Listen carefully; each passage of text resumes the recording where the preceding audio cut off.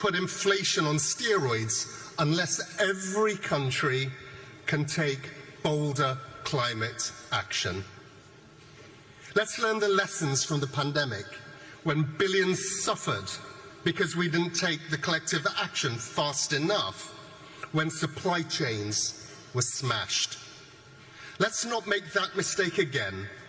Climate finance is global inflation insurance.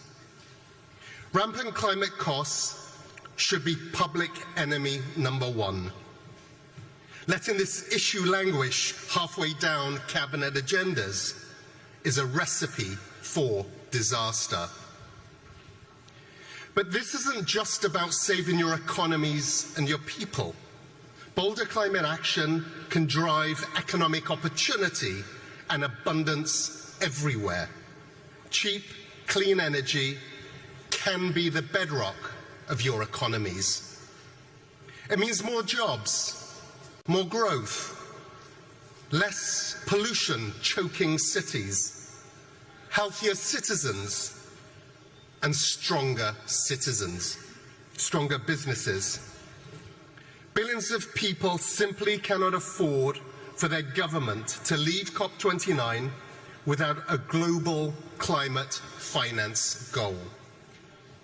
So for leaders here and back in capitals, make it clear that you expect a strong set of outcomes. Tell your negotiators, skip the posturing and move directly to finding common ground. Bring those positions together. We also need your direct engagement on new national climate targets and plans, NDCs. So all of you can benefit from the boom in clean energy and climate resilience.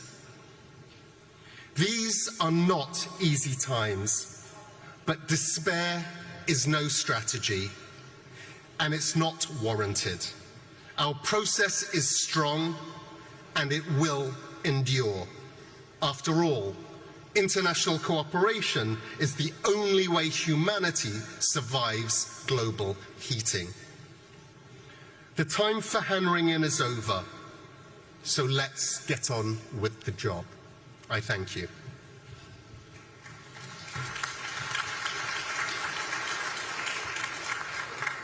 Thank you, Executive Secretary. It is my singular pleasure to invite His Excellency Philemon Yang, President of the United Nations General Assembly, to deliver a message to the plenary. Your Excellency, you have the floor.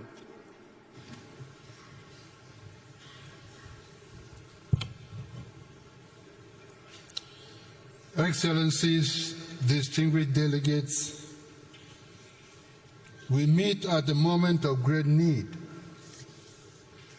We must undertake several measures to avert further climate disaster and ensure our resilience. How can we do that? Firstly, we must deliver on the necessary finance commitments. Let me be clear, without financing, climate action will simply not happen.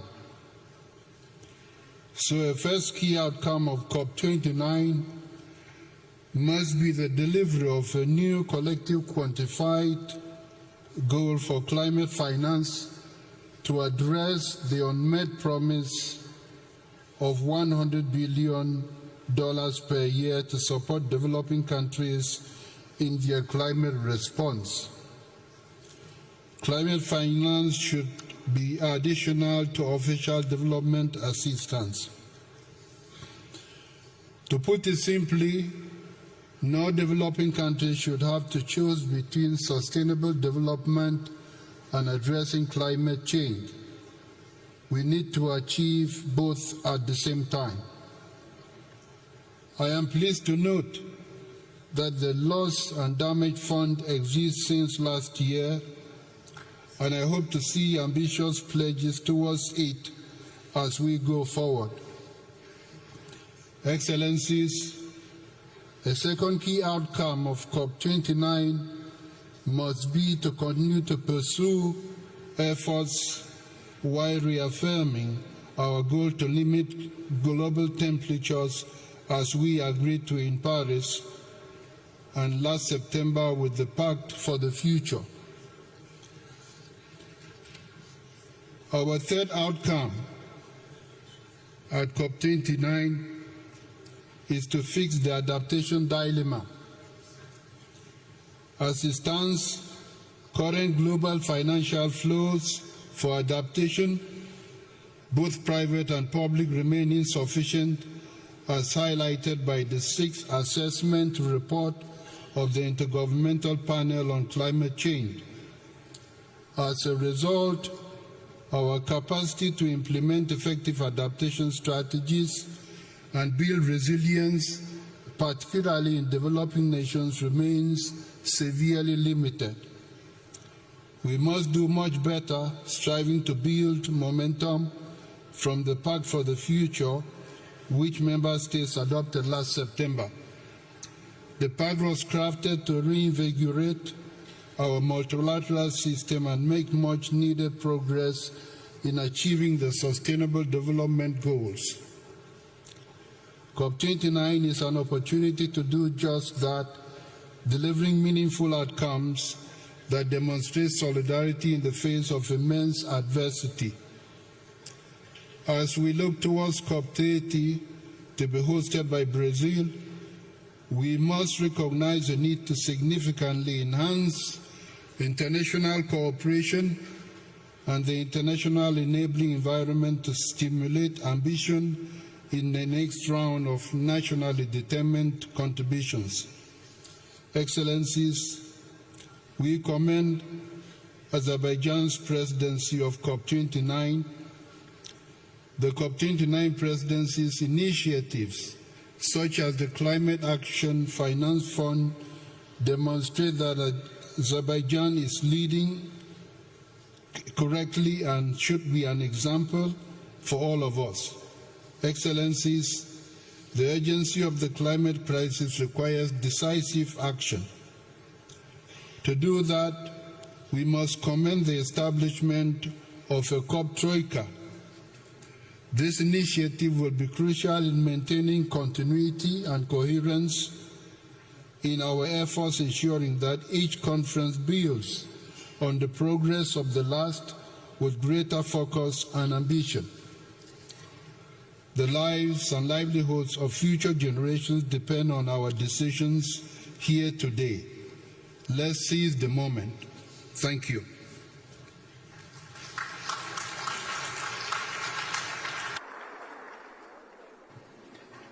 Thank you, Your Excellency. It is my distinct pleasure to invite Professor Jim Skier, Chair of Intergovernmental Panel on Climate Change, to address the plenary. Professor Skier, you have the floor.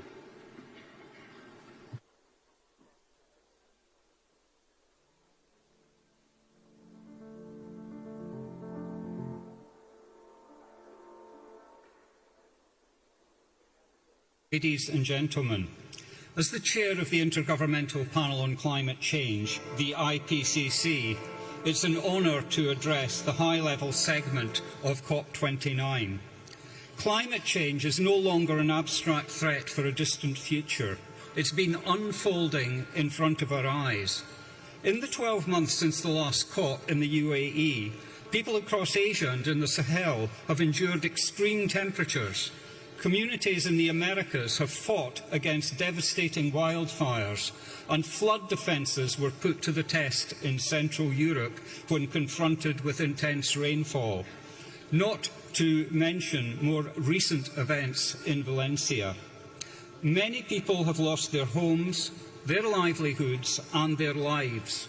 Communities have been shaken to their core. And global warming is unequivocally caused by human activities through emissions of greenhouse gases that arise from unsustainable energy use and land use change, and lifestyle patterns. The extremes we are witnessing have been aggravated by human-induced climate change. This is the new normal.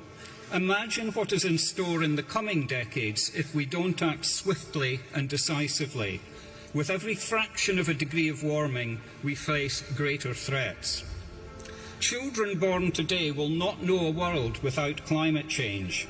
The IPCC has shown that we, and furthermore they, will live in a world marked by more intense storms, exceptional heat waves, devastating floods and droughts, a world where food chains are disrupted and where diseases reach new countries. Today, our chances of limiting warming to 1.5 degrees Celsius are hanging on a very slender thread. The recent UNEP GAP report concluded that global emissions would need to fall by 7.5% per year through to 2035 to return us to a 1.5 degree pathway. If we delay more ambitious action to 2030, this becomes an unprecedented 15% per year. Even limiting warming to 2 degrees is at risk.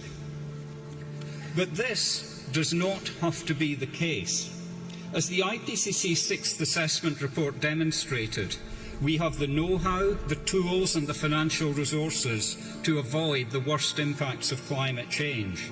A world where transport is no longer polluting, our cities are green, and where we have transitioned away from fossil fuels.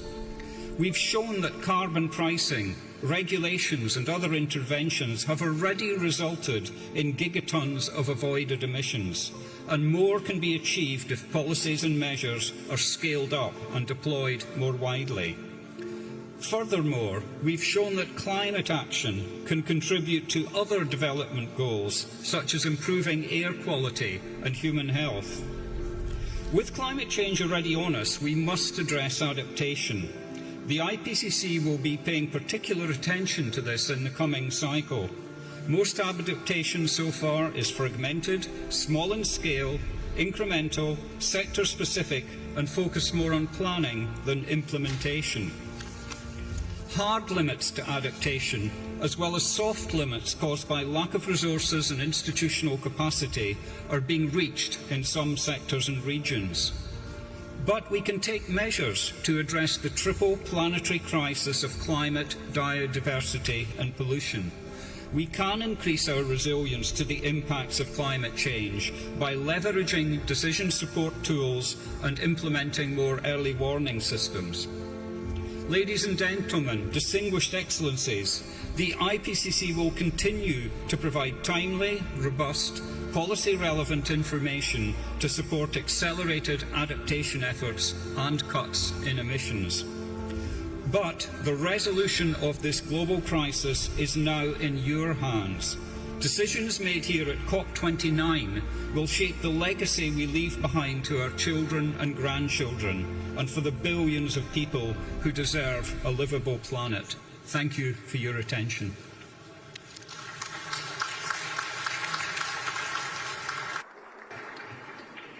Thank you, Professor Ski. Your Excellencies, distinguished delegates, this brings us to the end of the ceremonial opening of the first part of the high-level segment. Please remain in your seats to allow our guests to leave the podium before we begin the delivery of national statements.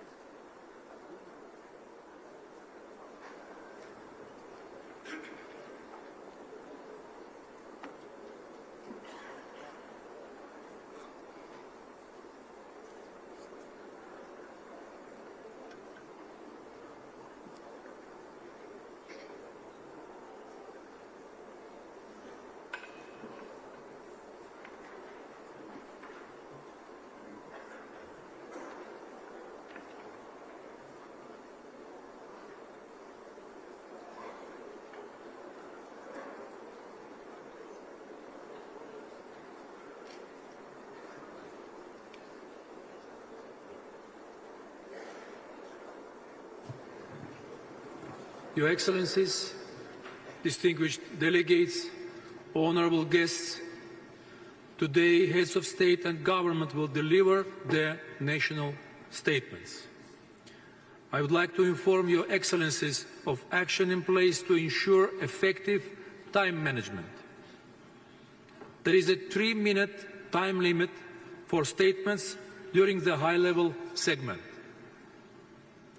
Statements should be as concise as possible, nothing that full text of the official statements will be made available on the UNFCCC website. And finally, please note that heads of state or government who are not in the plenary at the time for delivery of their statement will be scheduled to speak at the end of the statements of the same category. Your Excellencies, distinguished delegates, honorable guests, the Republic of Azerbaijan is delighted to welcome over 80 heads of state and government. Your presence here is a testament to your country's commitment in taking transformational steps to implement the Convention and the Paris Agreement. It is essential that we expedite efforts toward implementing climate action. I am looking forward to hearing about your achievements toward that end. Let us begin. It is my pleasure to welcome His Excellency Mr. Kassym-Jomart Tokayev, President of Kazakhstan. Your Excellency, you have the floor.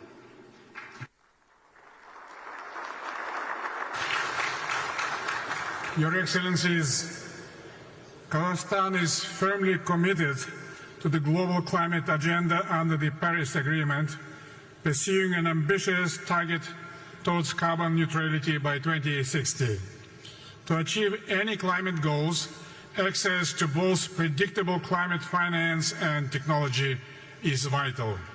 The new collective quantified goal on climate finance should prioritize regions most impacted by climate change, including landlocked developing countries. Despite accounting for only 1% of global emissions, Central Asia faces multiple climate risks. To enhance our climate response, we must now leverage technologies such as artificial intelligence, satellite monitoring, and other digital tools for early warning and better water and land management. Together with our partners, we continue working on concrete projects on methane reduction, targeting the coal, oil, gas, and agricultural sectors. Today, we have achieved a threefold reduction. Kazakhstan, with its 200 million hectares of agricultural land, is well positioned for carbon farming, a promising set of agricultural practices to reduce greenhouse gases and improve soil quality. I invite all interested parties to explore these opportunities in Kazakhstan. Our country exports 43% of the world uranium supply and therefore plays a critical role in low-carbon nuclear power generation. In October, a nationwide referendum supported construction of the nuclear power plant in Kazakhstan. We are committed to ensuring the project's safety and efficiency through partnerships with global technology leaders in this area. Kazakhstan is ready to be a major supplier of energy transition minerals. We see many opportunities for cooperation. Our principal position that the demand in these minerals should be responsible and socially just. Climate change is affecting global water cycle. The water-related disasters account for over 80% of all natural disasters, and we were not spared this year suffering from unprecedented floods. So we respond and recover from future natural disasters, and we will introduce comprehensive disaster risk management system. This December, we are partnering with France to host the One Water Summit to drive the momentum on water agenda. This summit will address issues in global water governance. The Caspian Sea is in danger. Saving the biggest lake in the world is a matter of common concern that requires long-term international cooperation.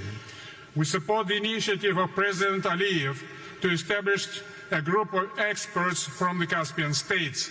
Kazakhstan is intensifying its activities to preserve the Aral Sea.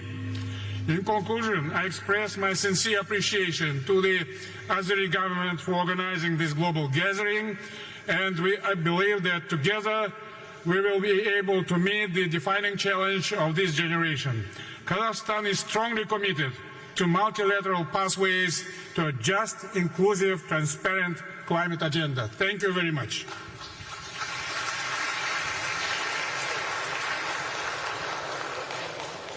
Thank you, Excellency. It is my pleasure to welcome His Excellency, Mr. Alexander Vučić, President of Serbia. Your Excellency, you have the floor.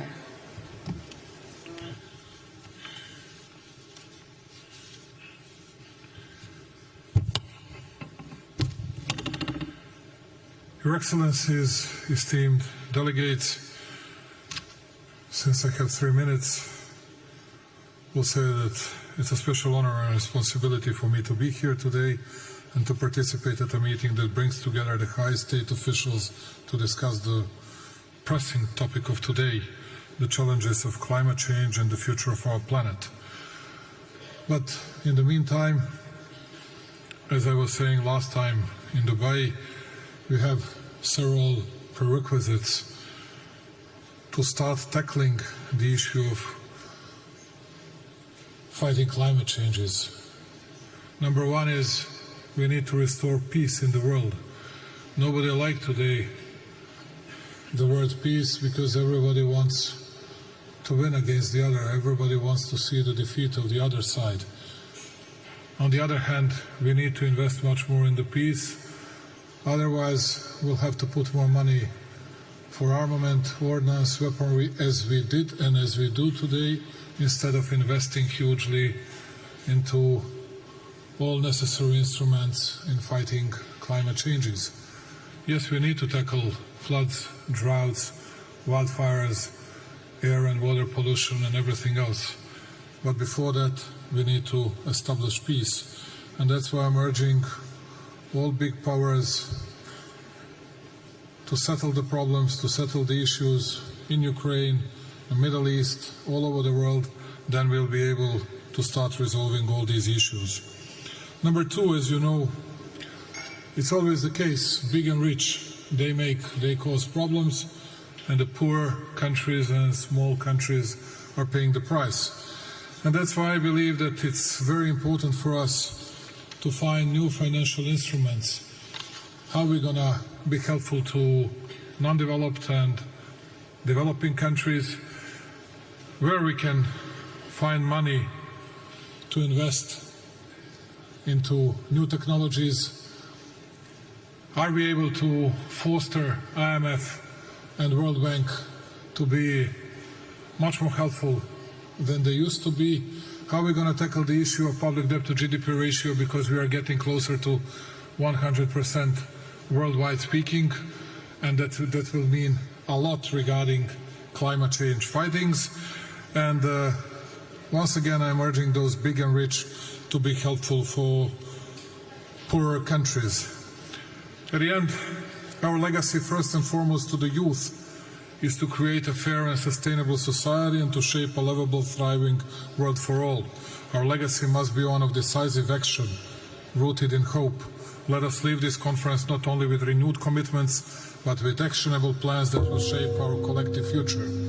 When I say this, once again going back to prerequisites, pre-terms for fighting climate changes, which is peace, peace, peace, and more of financial instruments that will be available for poorer countries. I thank you very much.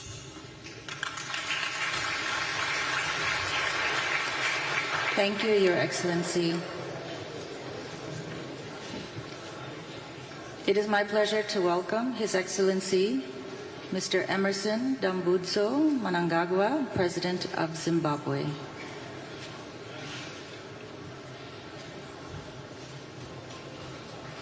Your Excellency, you have the floor.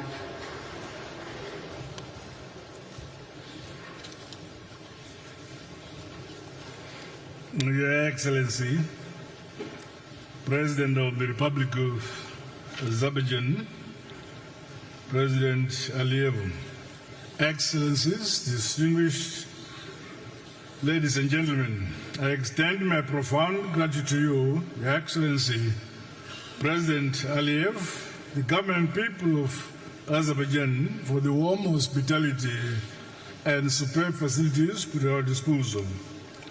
The COP29 theme is both timely and urgent, given the escalating global climate crisis. Science warns of the need to drastically reduce greenhouse gas emissions. Regrettably, pollution continues to degrade the environment, threatening the quality of our air and water, while biodiversity loss threatens food security, pushing millions into poverty and hunger. The time for half measures is over, and we all have a duty to fully implement our agreements. Zimbabwe bears the scars of climate change and is currently experiencing one of the most devastating El Nino-induced droughts in history. The drought has negatively impacted nearly every aspect of life in Zimbabwe. My government, in April this year, declared a national state of disaster. The crisis extends beyond Zimbabwe and is affecting the entire Southern Africa region. Our reliance on hydroelectric power has also made our clean energy supply precarious. These cascading efforts underscore the vulnerability of developing countries like Zimbabwe to climate change while contributing minimally to global emissions. The transition to renewable energy is non-negotiable, while a just transition combined with robust financial technological support for developing countries are critically important to drive the climate action agenda.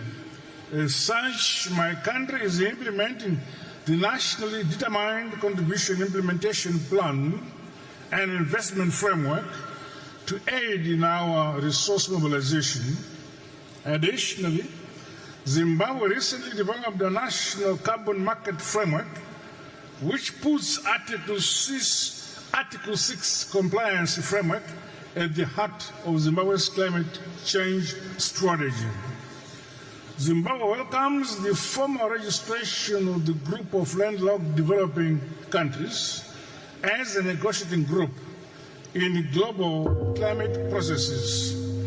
As we reflect on the commitments made at the recent Summit of the Future, I urge us all to align our climate actions with our broader vision for more just, peaceful, and inclusive order. Let us act decisively to build a legacy of hope, resilience, and shared prosperity on a healthy earth. I thank you.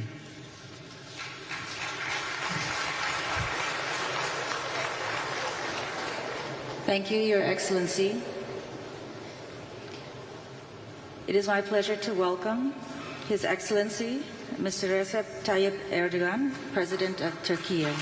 Your Excellency, you have the floor.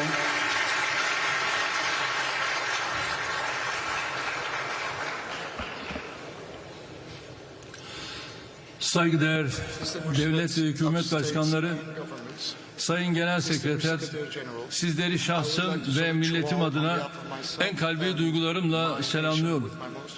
Bu başarılı organizasyon ve samimi ev sahiplikleri için Cumhurbaşkanı İlham Aliyev kardeşimi özellikle tebrik ediyorum. Ve böyle anlamlı bir buluşmada gerçekten iklim krizinin menfi etkilerinin en yoğun hissedildiği ülkeler arasındayız. 2053 yılı için net sıfır emisyona ulaşma ve yeşil kalkınma vizyonumuz ekseninde kilit sektörlerimizi dönüştürüyoruz. Yeşil finans stratejisini uygulama ve ulusal yeşil taksonomi oluşturma gayretlerimiz devam ediyor. Emisyon ticaret sistemini de ihtiva eden iklim kanunumuzu çok yakında meclisimize sunacağız. COP29 öncesinde 2 yıllık şeffaflık raporumuzu ve uzun dönemli iklim stratejimizi yazmanlığa ilettik. 2024-2030 yıllarını kapsayan iklim değişikliği azaltım ve uyum strateji eylem planlarımızı uygulamaya aldık. Toplam kurulu güç içerisinde yenilenebilir enerjinin payını %59'a yükselttik. Bu oranla Avrupa'da 5. dünyada 11. sıradayız. 2053 net sıfır emisyon hedeflerimiz için temel önceliklerimiz yenilenebilir enerji, enerji verimliliği ve nükleer enerjidir. Bugün 31 bin megawatt olan rüzgar ve güneş enerjisi kurulu gücümüzü 2035 yılında 120 bin megawatt'a çıkaracağız. Nükleer enerjide ise 2050 senesinde 20 bin megawattlık bir kapasiteye ulaşmayı hedefliyoruz. 2024-2030 yıllarını kapsayan ulusal enerji verimliliği eylem planımızla 100 milyon ton karbondioksit eş değeri emisyon azaltımı öngörüyoruz. Elektrikli milli otomobilimiz TOG'u yaygınlaştırmaya devam ediyoruz. Eşim Emine Erdoğan'ın himayesinde başlatılan ve küresel düzeye taşınan sıfır atık projesi iklim değişikliğiyle mücadelemize ilave güç katıyor. Bu sayede projenin başlangıcından bu yana 5,9 milyon ton sera gazı emisyonunun önüne geçtik. Su kaynaklarımızın etkin kullanımı için su verimliliği seferberliği ilan ettik. Milli Ağaçlandırma Günü olarak belirlediğimiz her 11 Kasım'da milyonlarca fidanı toprakla buluşturuyoruz. Tabii tüm bu gayretlerin ekonomik maliyeti çok yüksektir. Küresel mücadelemizi daha güçlü ve etkili kılmak bakımından bilhassa gelişmekte olan ülkelerin ihtiyaçlarına cevap verecek bir iklim finansmanı hedefinin bu zirvede belirleneceğine inanıyorum. Kıymetli katılımcılar, gelecek nesiller için adil, sürdürülebilir ve doğaya saygılı bir dünyayı inşa etmek için Birleşmiş Milletler 79. Genel Kurulu'nda Gelecek Paktı'nı kabul ettik. Bugün burada gelecek nesillere daha adil bir dünya bırakmayı konuşurken İsrail'in Filistin ve Lübnan'ı hedef alan hukuk, ahlak ve vicdan dışı saldırıları devam ediyor. Mevcut hükümet maalesef çocuk, kadın ve yaşlı demeden insanları katletmeyi, büyük bir çevre kıyımına yol açmayı sürdürüyor. İsrail saldırıları nedeniyle toprağa ve yeraltı sularına sızan kimyasallar Gazze'li çocukların geleceğini şimdiden karanlığa bürümüştür. Bu ağır insani ve çevre felaketine sebep olanların uluslararası mahkemelerde bunun hesabını vermeleri gerektiğini düşünüyoruz. Kıymetli dostlarım, 2026 Birleşmiş Milletler İklim Değişikliği 31. Taraflar Konferansı'na ev sahipliği yapmak için adaylığımızı açıkladık. Adaylığımıza destek veren ülkelere teşekkür ediyor, değerlendirmeleri sürenlerin desteğini bekliyoruz. Bu düşüncelerle sizleri bir kez daha saygıyla selamlıyor. Aziz kardeşim İlham Aliyev'i bu önemli zirve için canı gönülden tebrik ediyorum.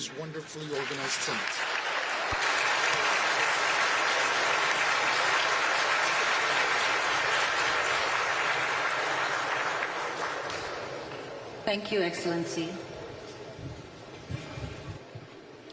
It is my pleasure to welcome His Excellency Mr. Mohammed Ould Sheikh El Ghazouani, President of Mauritania. Your Excellency, you have the floor.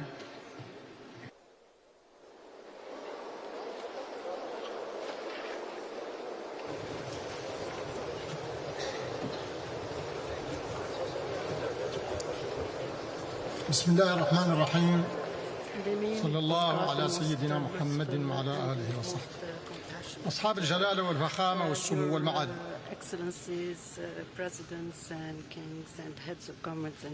سعادة السيد رئيس المؤتمر التاسع والعشرين للأطراف باتفاقية الأمم المتحدة الإطارية بشأن التغير المناخ.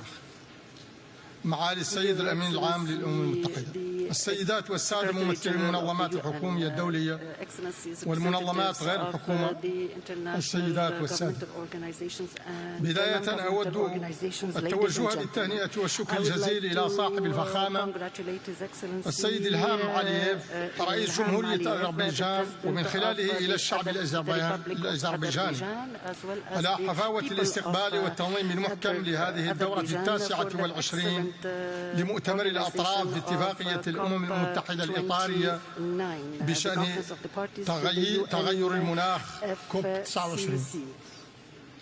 كما يطيب لي أن أهنئ صاحب السمو الشيخ محمد بن زايد آل نهيان رئيس دولة الإمارات العربية المتحدة على حسن تنظيم الدورة الماضية بدبي، وعلى أهمية النتائج التي تمخضت عنها من قبيل الاتفاق التاريخي لتفعيل صندوق عالمي يختص بالمناخ ومعالجة تداعياته، وما واكب ذلك من عديد الإعلانات والتعهدات بالتمويل.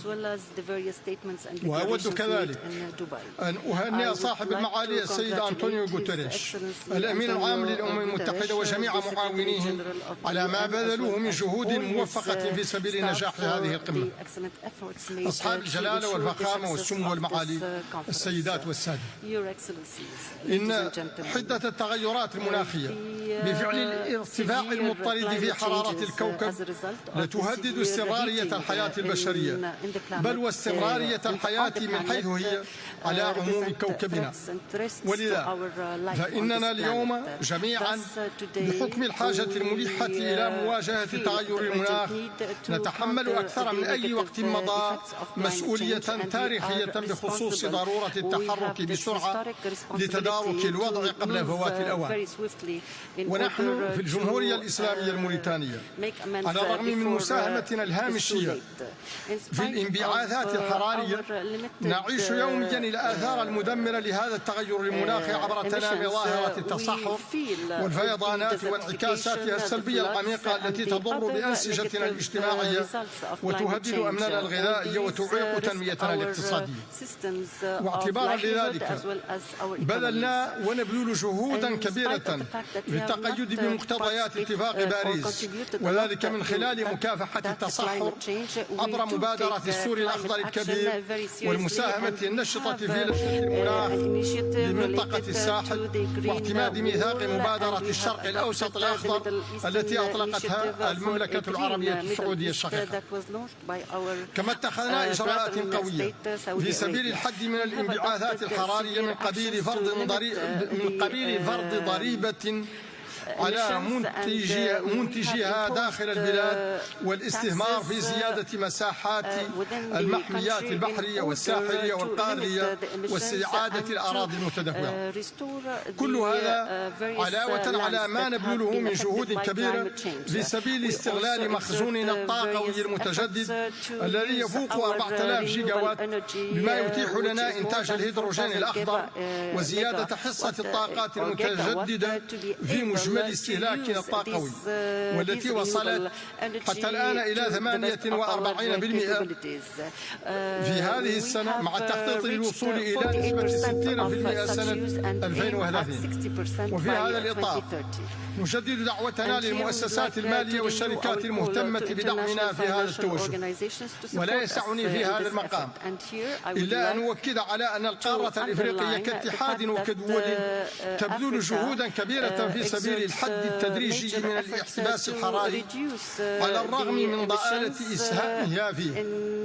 كما تتوسع في استخدام الطاقات المتجددة، وهو ما يستوجب دعمها بقوة في مجال تعزيز القدرة على التكيف والصمود في وجه الانعكاسات السلبية للتغيرات المناخية. لا بد من تعزيز التعاون والتضامن الدوليين وتعبئة تمويلات تكون على قدر التحدي مع مراعاة أولويات الدول الأقل نموا خاصة في القارة الأفريقية. وإنني أتمنى لأعمال دورتنا هذه كل نجاح وتوفيق، لراجٍ بأن تسهم مخرجاتها في تعزيز وتنفيذ ما أعلن عنه في الدورة السابقة وفي تسريع تعبئة الموارد الضرورية لضمان فعالية جهودنا المشتركة في مواجهة مختلف التحديات المناخية. أشكركم والسلام عليكم.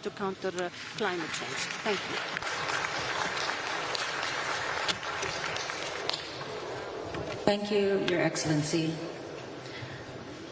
It is my pleasure to welcome His Excellency Mr. Shavkat Mirziyoyev, President of Uzbekistan. Your Excellency, you have the floor.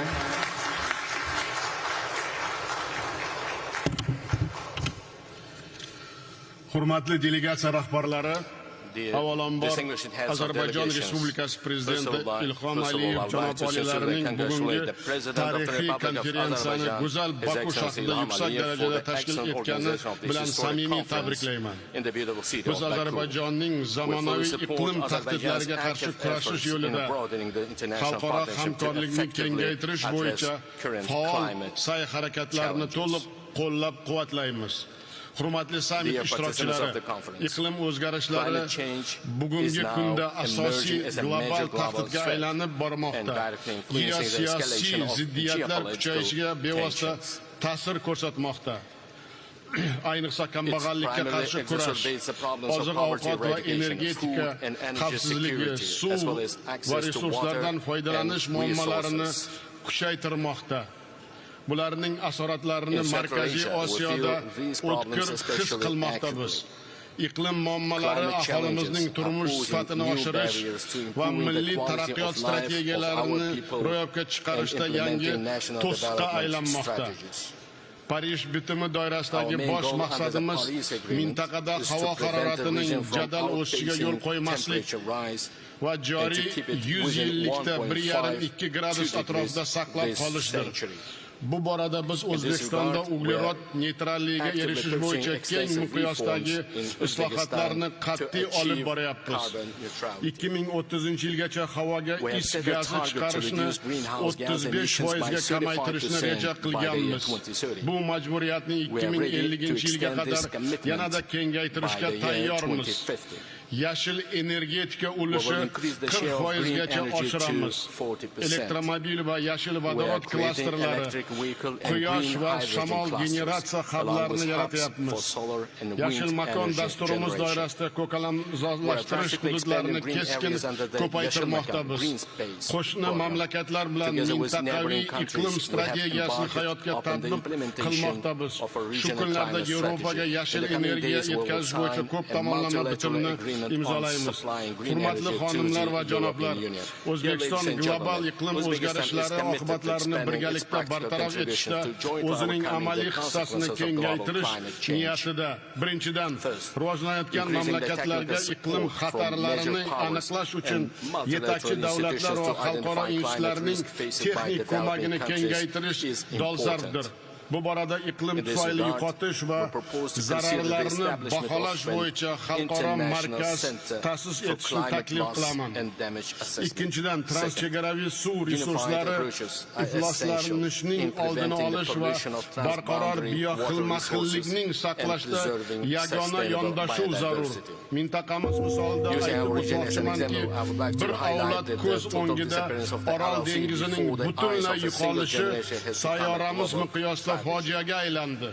Shu o'rinda biz Birlashgan Millatlar Tashkiloti shafeligida daryo ekotizimlarining butunligi va ekologik xavfsizligini ta'minlash bo'yicha majburiyatlar to'g'risida deklaratsiyani ishlab chiqish tarafdorimiz. Uchinchidan, ko'p tomonlama yetakchi tizimlar ishtirokida o'simliklarning iqlim o'zgarishlariga chidamligini oshirish uchun genetik resurslarning mintaqaviy bankini ishga tushirishni reja qilganmiz. dengizga chiqish imkon bo'lmagan davlatlar uchun yurtimizda Birlashgan Millatlar Tashkilotining innovatsion agrosanoat hubini yaratish tashabbusini ilgari suramiz. 4-dan iqlim o'zgarishlaridan zarar ko'rayotgan megapolis va shaharlarning barqaror rivojlanishi bo'yicha ilg'or bilim va amaliyotni transfer uchun Jahon iqlim poytaxtlari alyansini tashkil etishni va uning birinchi forumini Toshkentda o'tkazishni taklif qilamiz. 5-dan kelgusi yil 15-mayda Xalqaro iqlim kunini Orolbo'yi mintaqasida o'tkaziladigan raqamli yashil tashabbus global yoshlar festivaliga davlatlar vakillarini kutib qolamiz. Hurmatli sammit ishtirokchilari, O'zbekiston umumiy farovonlik va yashil taraqqiyot yo'lida ochiq muloqot va sheriklikka doim tayyor ekanini yana bir bor ta'kidlayman. E'tiboringiz uchun rahmat.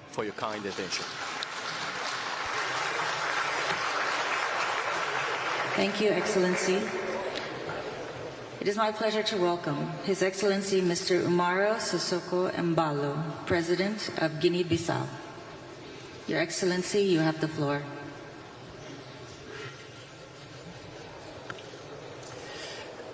Senhor Ilhan Aliyev, Presidente da República de Azerbaijão, a 29ª Conferência das Partes da Convenção de Quadro das Nações Unidas sobre alterações climáticas acontece num momento de crise climática global que implica medidas urgentes e concertadas.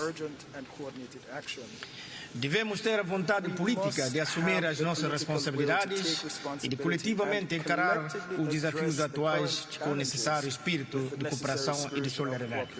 Na Guiné-Bissau temos implementado uma série de ações estratégicas para mitigar os impactos climáticos e reforçar a resiliência das nossas comunidades.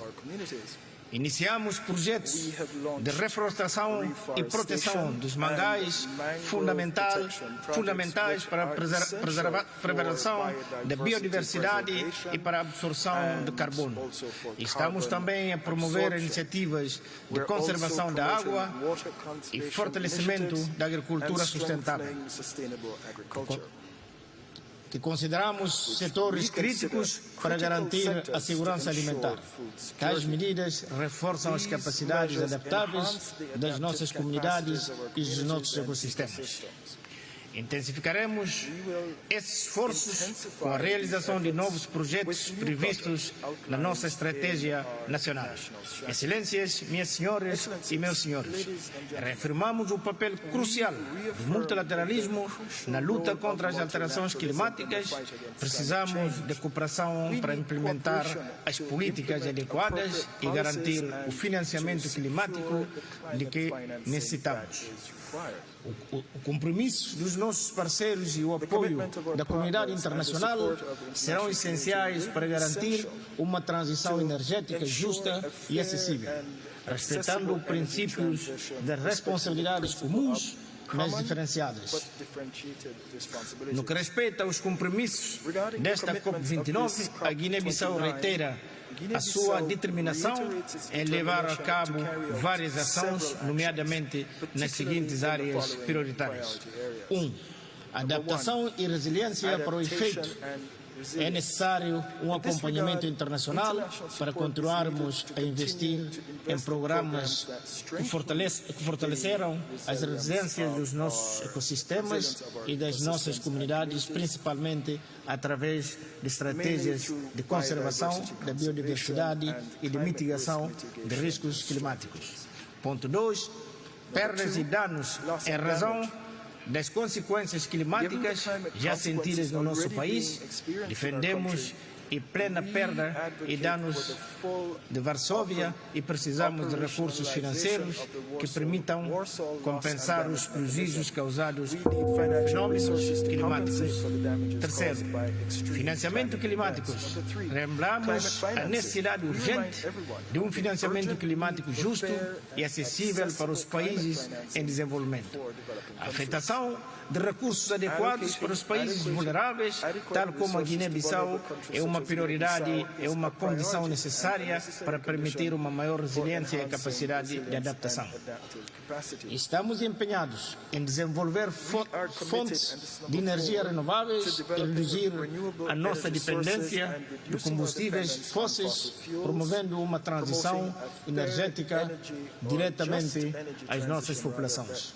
Excelências e distintos delegados, as alterações climáticas não conhecem fronteiras. Precisamos de agir de maneira global e avançarmos com decisões corajosas e medidas propícias. A Guiné-Bissau reafirma o seu compromisso em contribuir para uma resposta coletiva adequada em prol de um futuro resiliente e sustentável.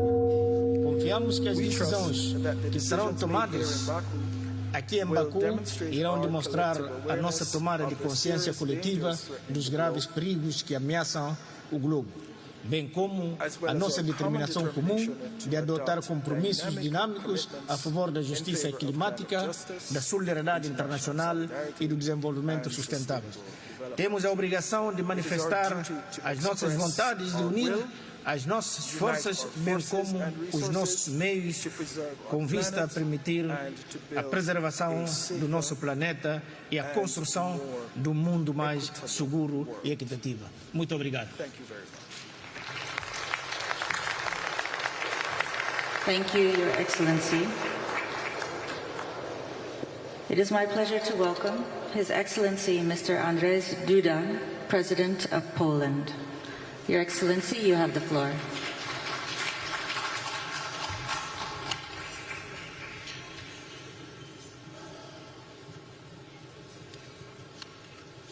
Distinguished Madam President, distinguished Mr. Secretary General, distinguished President Aliyev, distinguished Presidents, heads of the states and the governments, ladies and gentlemen, I warmly congratulate Minister Mukhtar Babayev on taking over this year's presidency of the 29th session of the Conference of the Parties of the United Nations Framework Convention on Climate Change.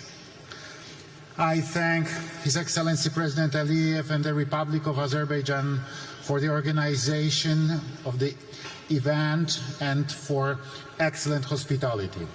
This is the last time that I attended the Conference of the Parties as President of the Republic of Poland. I'm pleased to be able to raise once again issues of such immense importance to our future. During my presidency in Poland, I have worked to keep the climate policy agenda high on my country's priority list. I'm glad that I had the pleasure to personally ratify the Paris Agreement in 2016. I also feel great satisfaction with the organization of COP29 in Katowice. It was, in my opinion, a landmark event in many ways. It was exactly in Katowice that we adopted the so-called Katowice Rule Book, a guide to implementing the tenet of the Paris Agreement. It was also there that the idea of the Declaration on Solidarity and Just Transition was born. Today, it constitutes the benchmark for energy and economic transformation across the world. Since then, I have consistently repeated that a just transition cannot take place against societies and to determine of the current living conditions.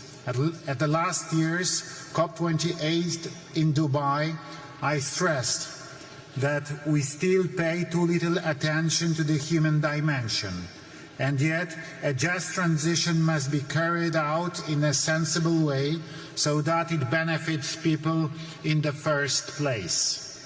COP24 in Katowice also adopted a ministerial declaration, Forests for Climate, which highlighted the need to use forests in climate policy as natural sinks and reservoirs for greenhouse gases.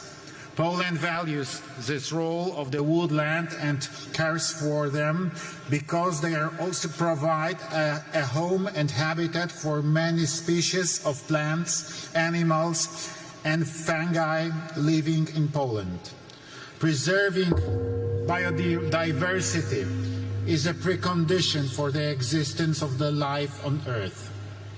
I touched upon this issue in my speech at the UN preliminary session on biodiversity in 2020. Ladies and gentlemen, at a time of so many climate changes and threats, a key conclusion for us should be to strengthen synergies between the following conventions: the UNFCCC on climate, the UNCBD on biological diversity, and the UNCCD to combat desertification. It is also important to take joint action on mitigation, adaptation, combating soil degradation, and achieving climate neutrality.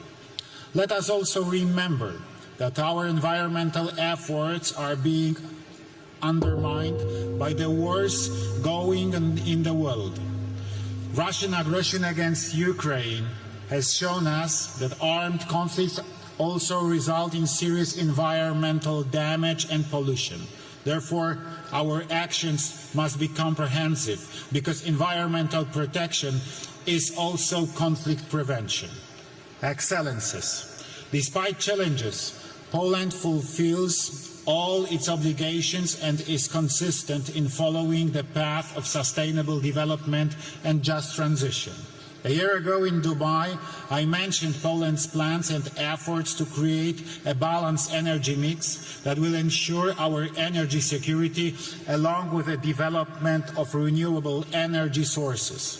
In Poland, the wind power sector continues to grow, and we have a surge in home and large-scale photovoltaic installations. At the same time, we are drilling more wells for the development of geothermal energy. A year ago, I also presented Poland's ambitions to build a stable nuclear power industry. I am glad that in Dubai, I was able to take part in the event accompanying the adoption of the Declaration of Tripling Nuclear Power Capacity. I signed it with full conviction because I believe that nuclear is the future. And it is only nuclear that will help us to achieve our climate goals and guarantee clean, safe and stable energy. We are an example of a country which for years has been able to ensure both a steady GDP growth and a decrease in the carbon intensity in our economy. This is the best confirmation that our actions are correct and that Poland is following the path of sustainable development set by the UN. Listening to the current and previously held speeches by other heads of state, I know that Polish solutions are appreciated in the world. I am glad that many Polish ideas, including mine, are being implemented by other countries. Let's cooperate and inspire each other in order to jointly bring about new pro-climate solutions that are beneficial to humans, the environment and the climate. Thank you.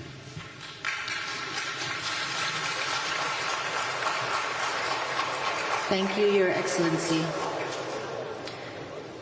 It is my pleasure to welcome His Excellency, Mr. Emomali Rahmon, President of Tajikistan. Your Excellency, you have the floor.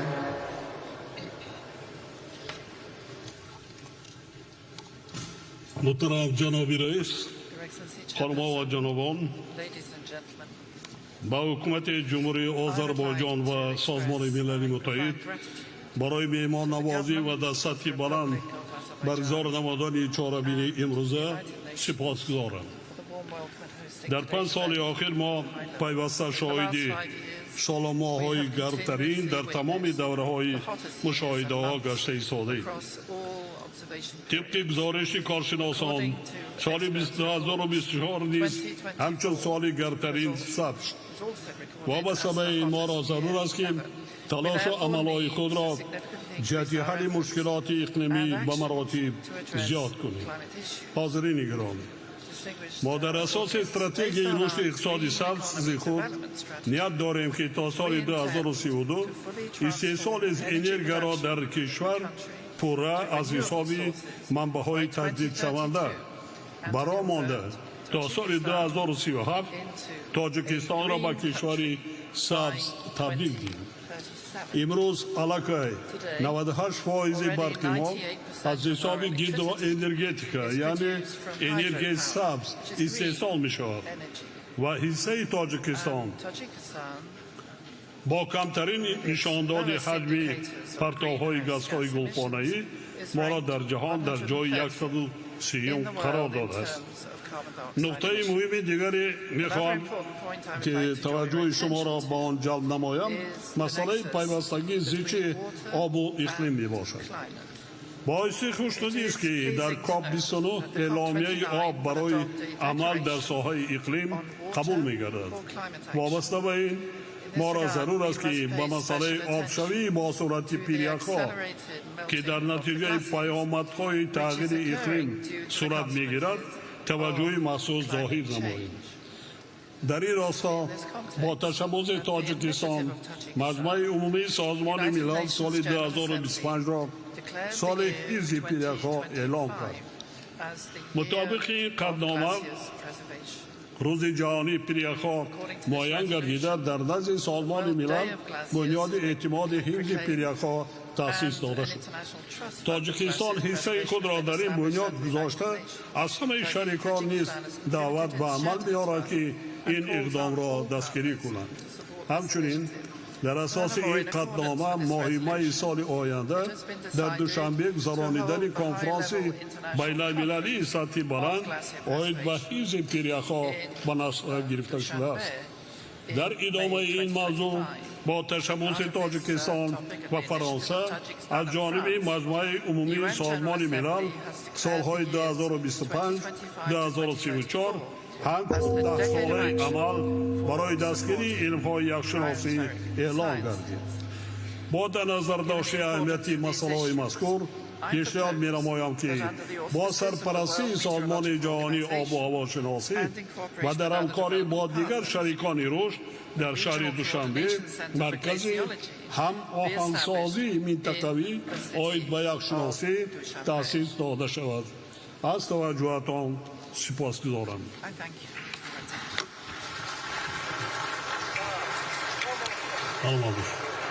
Thank you, Your Excellency. It is my pleasure to welcome His Excellency Mr. Abdul Latif Jamal Rashid, President of Iraq. Your Excellency, you have the floor.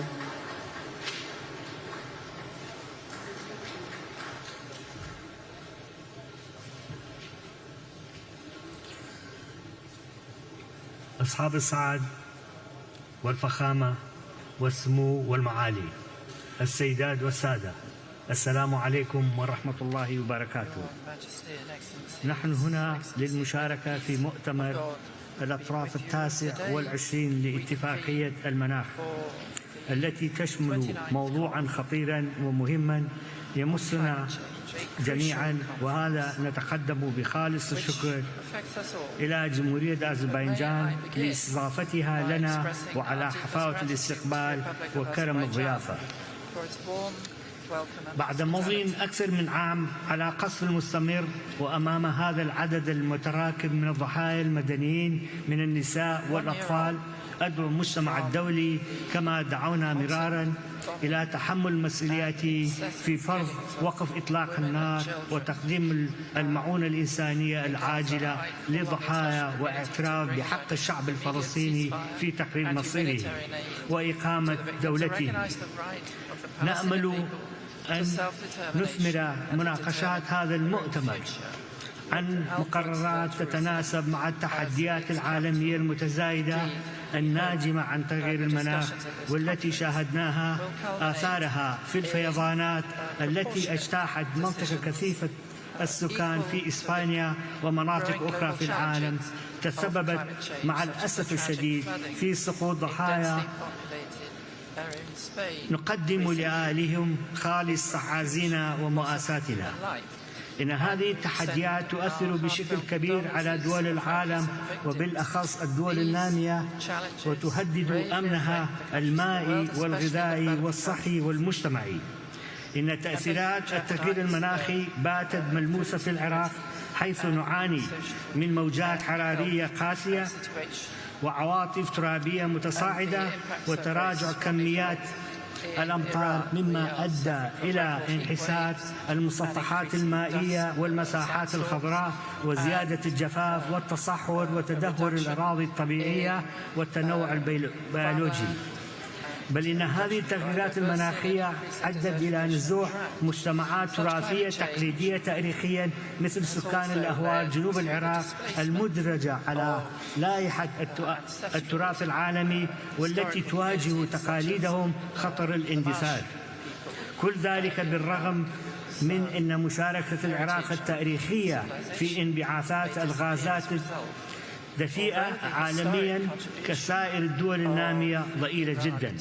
لذا يجب أن تكون العدالة المناخية في صميم مداولاتنا، وهي حق إنساني، ونحن مطالبون بذلك ليس فقط لشعوبنا الآن بل وللأجيال التي تأتون بعد، والتي يتوقف مستقبلها على قرارات التي نأخذها اليوم.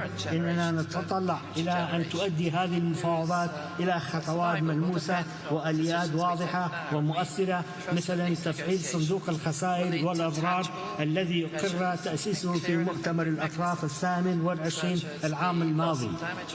ومن المبادئ التي نؤيد عليها مبدأ العدالة والإنصاف والمسؤوليات المشتركة تجاه التغيير المناخي.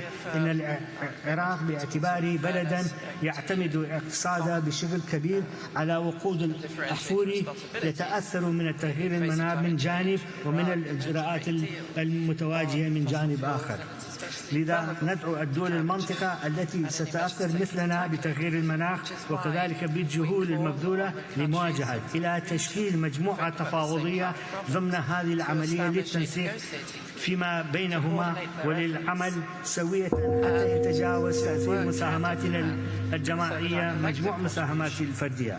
وبناء على نفس المبدأ نوجه نداءنا إلى الاقتصاديات الكبرى في العالم لتعزيز التزاماتها تجاه العمل المناخي، وفي حال قررت أي من الاقتصاديات الانسحاب من هذه العملية فإننا ندعو الجهات الفاعلة داخل تلك الدول سواء الكيانات السياسية المحلية أم القطاع الخاص إلى الاستمرار في التزامها، فالعالم لا يمكن أن يمضي قدما دون جهود الجميع من أجل تحقيق المستقبل.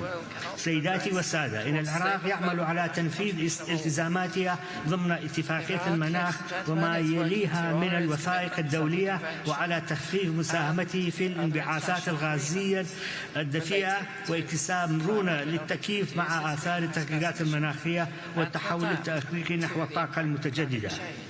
لقد عملت الحكومة العراقية على إعداد مجموعة من الوثائق والاستراتيجيات الوطنية للمساهمة في الوفاء بالتزامات العراق الطوعية تجاه اتفاق باريس. كما أكملنا أعداد وثيقة تقديم الاحتياجات التكنولوجية ووثيقة تخفيف الملائمة وطنيا التي تهدف إلى تحديد احتياجات العراق من التكنولوجيات المناخية في قطاعات ذات الأولية.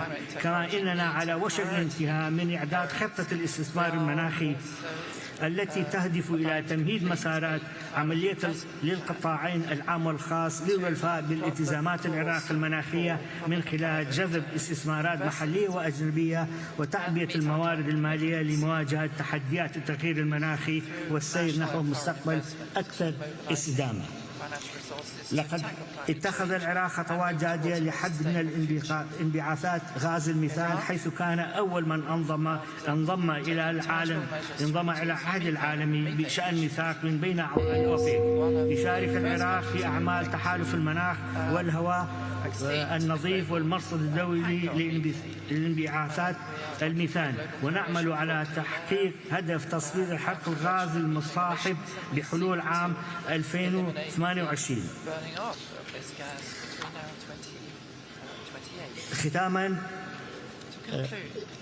أود أن أذكر المجتمع الدولي بأهمية دوره في تعزيز الأمن والاستقرار الإقليمي في منطقة الشرق الأوسط والعمل على تجنب المنطقة من التوترات والصراعات الدولية التي عانينا من تبعاتها الاقتصادية والاجتماعية لسنوات طويلة.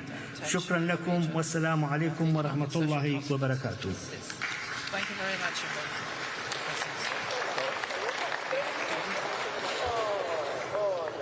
Thank you, Your Excellency. It is my pleasure to welcome His Excellency Mr. Sadir Zapora, President of Kyrgyzstan. Your Excellency, you have the floor. Урматтуу айымдар жана мырзалар, глобалдык климаттын өзгөрүшү тездеп бара жаткан шартта бүгүн биз Париж келишиминин максаттарына жетүү үчүн климаттык иш-чараларды координацияланган жеткиликтүү каржылоо маселесин талкуулап, бир пикирге келүүгө тийишпиз. Климаттык маселеде дүйнөдөгү бардык өлкөлөр бири-бирине кандай мамилелерде экенине карабай биригишибиз керек. Биз климаттын өзгөрүшүнө каршы чараларды каржылоо боюнча жаңы жамааттык максатты тез арада кабыл алууну колдойбуз жана өнүккөн өлкөлөрдө өнүгүп келе жаткан мамлекеттерге жардамды 2 триллион акч долларына чейин жеткирүүгө жана бул каражаттарды алуу жолдорун жеңилдетүүгө чакырабыз. Кыргызстан өз тарабынан климаттык жана туруктуу өнүгүү долбоорлоруна сырткы карызды алмаштыруу механизмин демилгеледи. Биз мамлекеттик тышкы карызды конкреттүү жашыл долбоорлорго алмаштыруу аркылуу реструктуризациялоону сунуштайбыз.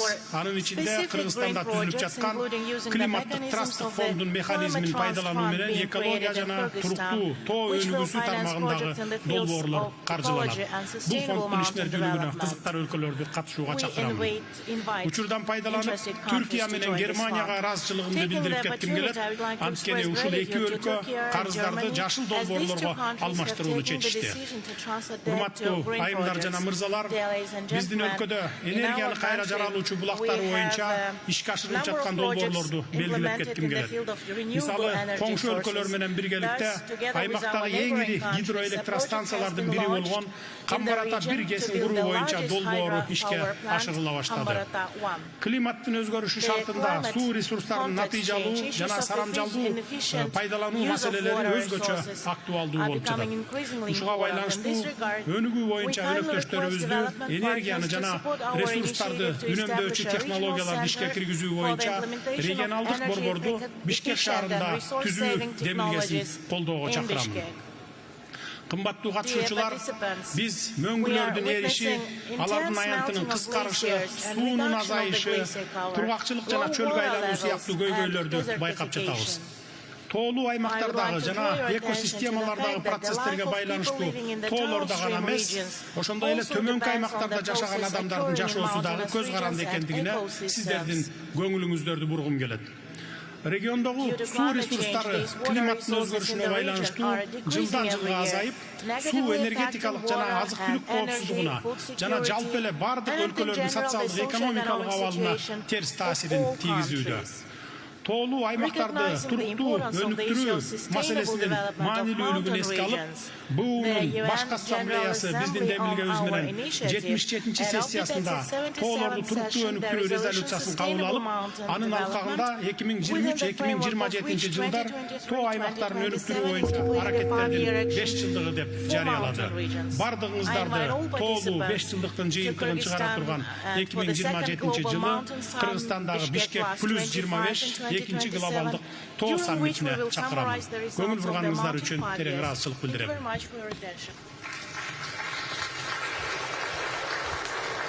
Thank you, Your Excellency. It is my pleasure to welcome His Excellency Mr. Denis Sassou Nguesso, President of Congo. Your Excellency, you have the floor.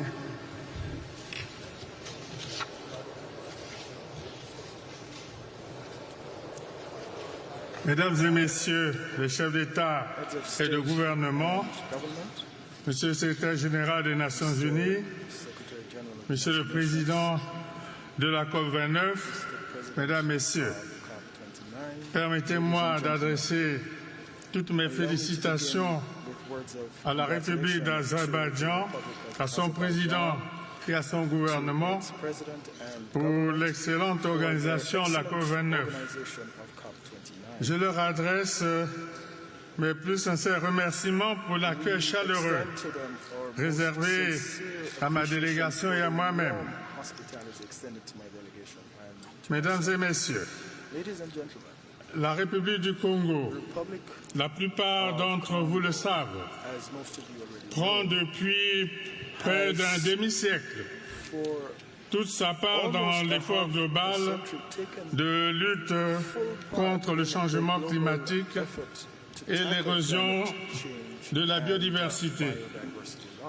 Mon pays a en réalité placé les questions liées à la préservation de l'environnement au cœur de sa politique nationale et au centre de son engagement sur la scène internationale. Cette année, au mois de juillet, à Brazzaville, la capitale de mon pays, a abrité la première conférence internationale sur la forestation et le reboisement.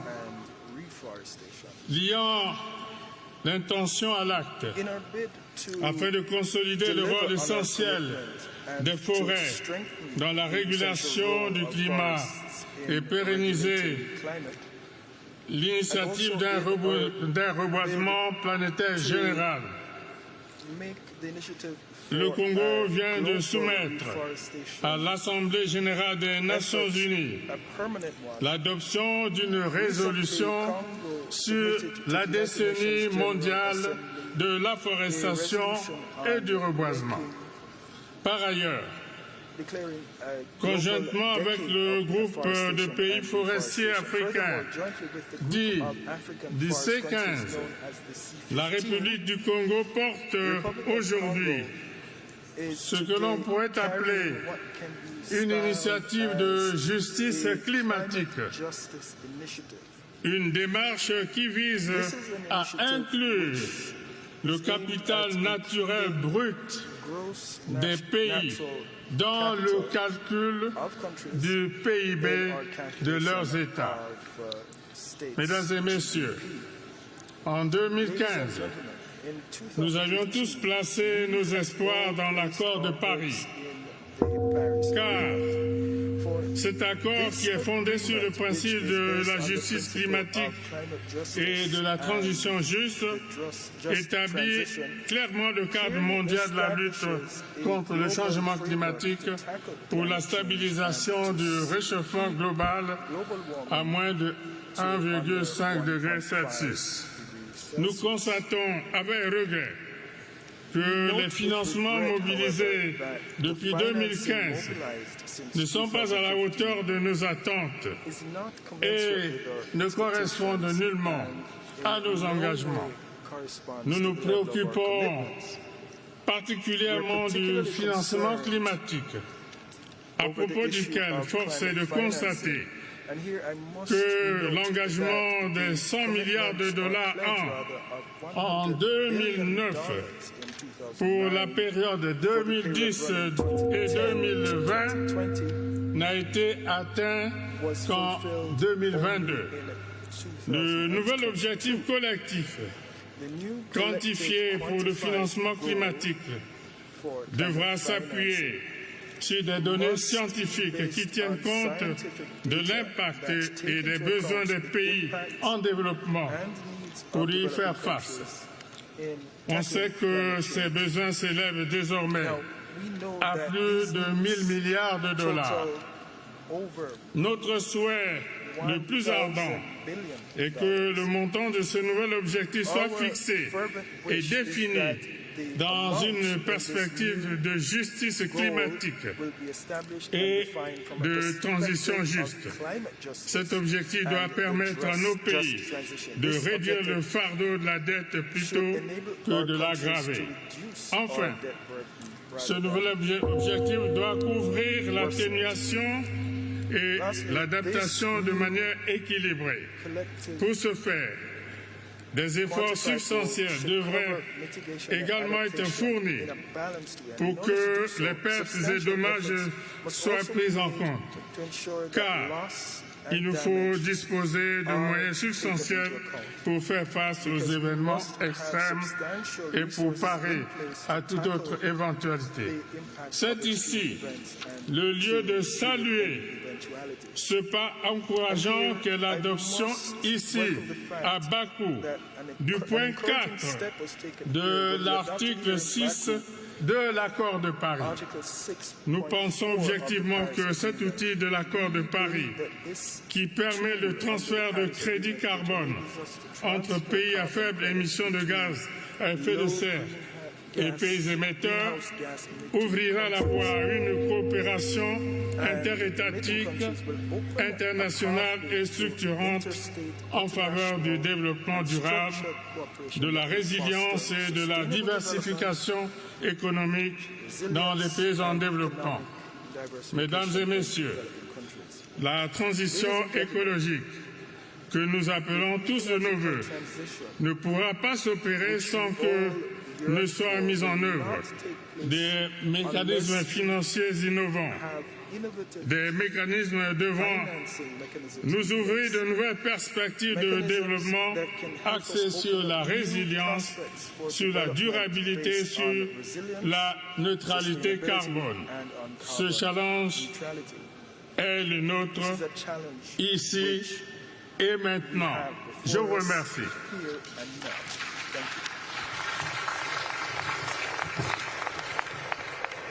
Thank you, Your Excellency.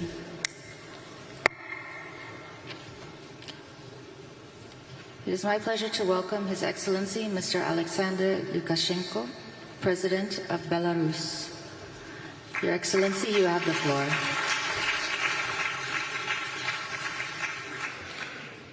Уважаемые друзья, здесь очень много говорили о том, кто сколько сделал по улучшению климата, но я сравниваю последний период после предыдущего нашего саммита. Стало только хуже. Война на Ближнем Востоке, война в Украине, война в Южном Йемене. Всего более 50 конфликтов в мире, которые жестоко влияют на климат, на нашей планете. Так что стало лучше?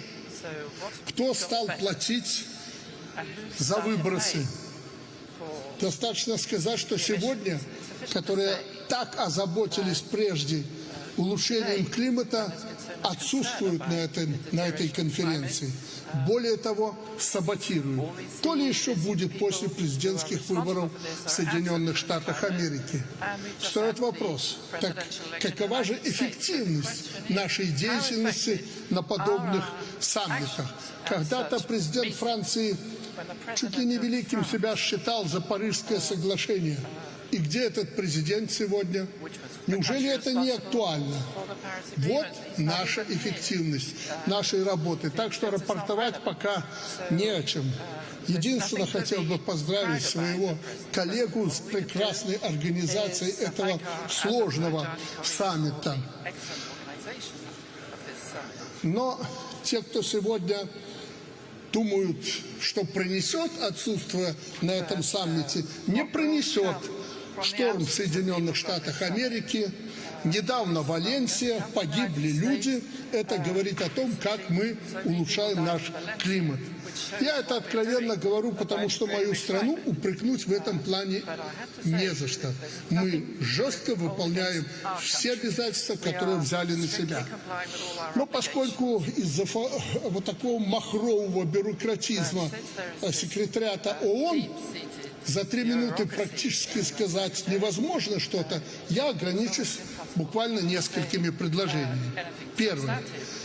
Климат изменился, это данность, поэтому первостепенная задача перенастроить национальные экономики, прежде всего сельское хозяйство с учетом изменившихся условий, адаптировать его к новым условиям. Беларусь активно этой темой занимается и готова делиться опытом. Второе. Необходимо помочь развивающимся странам получить равный доступ к зеленым технологиям без ущерба для их национальных интересов. Сделать так, чтобы они в результате этой помощи не попали в кабалу.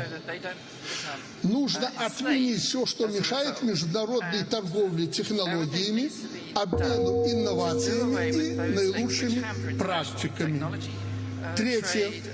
Мы сегодня уже столкнулись с ситуацией, когда новая продукция, позиционируется как более экологически безопасная альтернатива, но в то же время наносит не меньший вред. Объективно нужны новые подходы к комплексной оценке потенциального воздействия инноваций на окружающую среду на протяжении всего жизненного цикла данной продукции. Эти и другие направления требуют консолидации международных усилий не на словах, а на деле.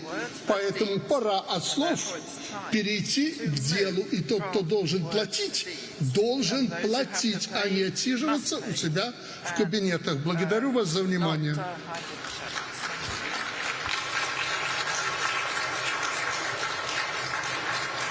Thank you, Your Excellency.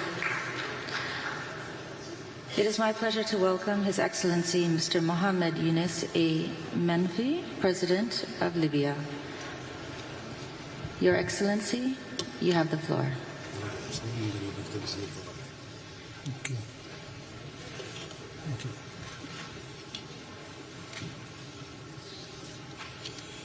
بسم الله الرحمن الرحيم. السيدة الرئيسة، السيدات والسادة، نتوجه بالشكر إلى فخامة الرئيس إلهام علييف وإلى حكومة وشعب أذربيجان على هذه الاستضافة الكريمة. لقد أصبحنا ندرك ليس من خلال التنبؤات بل من خلال المعايشة لشدة وتكرار وتوسع انتشار الكوارث الطبيعية أن تغير المناخ له آثار مدمرة على كوكب الأرض. في ظل ذلك لازلنا نرى أن هناك من يشعل الحروب ويوسع مداها ليضاعف الأضرار والخسائر على الأرض والبشر بدل الانشغال الجماعي في مقاومة أخطار التغير المناخي. وهنا نشيد بنداء الهدنة كوب 29 للحد من الانبعاثات من الأنشطة العسكرية، وندعو الرئاسة إلى تكرار إصدار مثل هذا النداء في أكثر من موعد ومناسبة لتعزيز فرص السلام العالمي.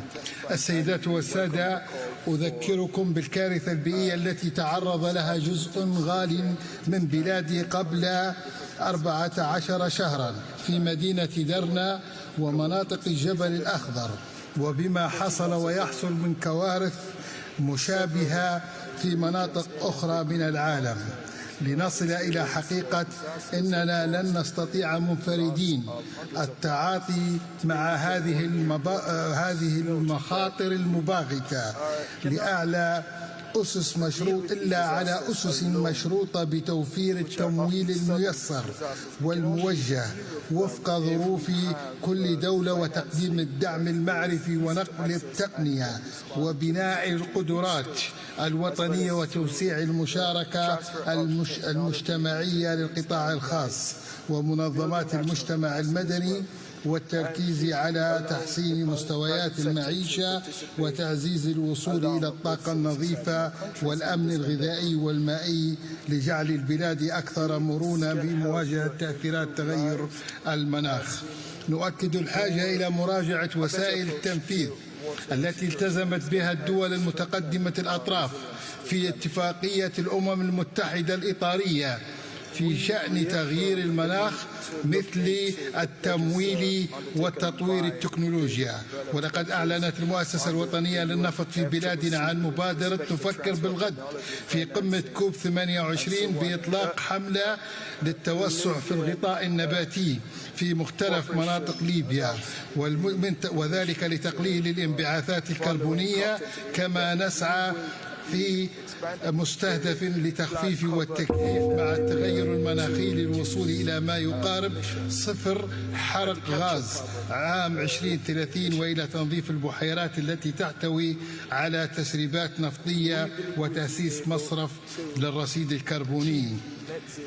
وبما أن السؤال الرئيسي في هذه الدورة هو التمويل، فإننا هدفنا انسجاما مع الموقف الأفريقي هو سد الفجوة الهائلة في تمويل، وذلك بالتحرك لحشد التمويل من مصادر متنوعة من خلال إصلاح الهيكل المالي العالمي متمثلا في المؤسسات المالية الدولية، البنك الدولي وصندوق النقد الدولي، واستبدال الإقراض التمويلي بالشراكة في مشروعات التخفيف والتكيف وتحويل تلك المشروعات إلى فرص استثمارية.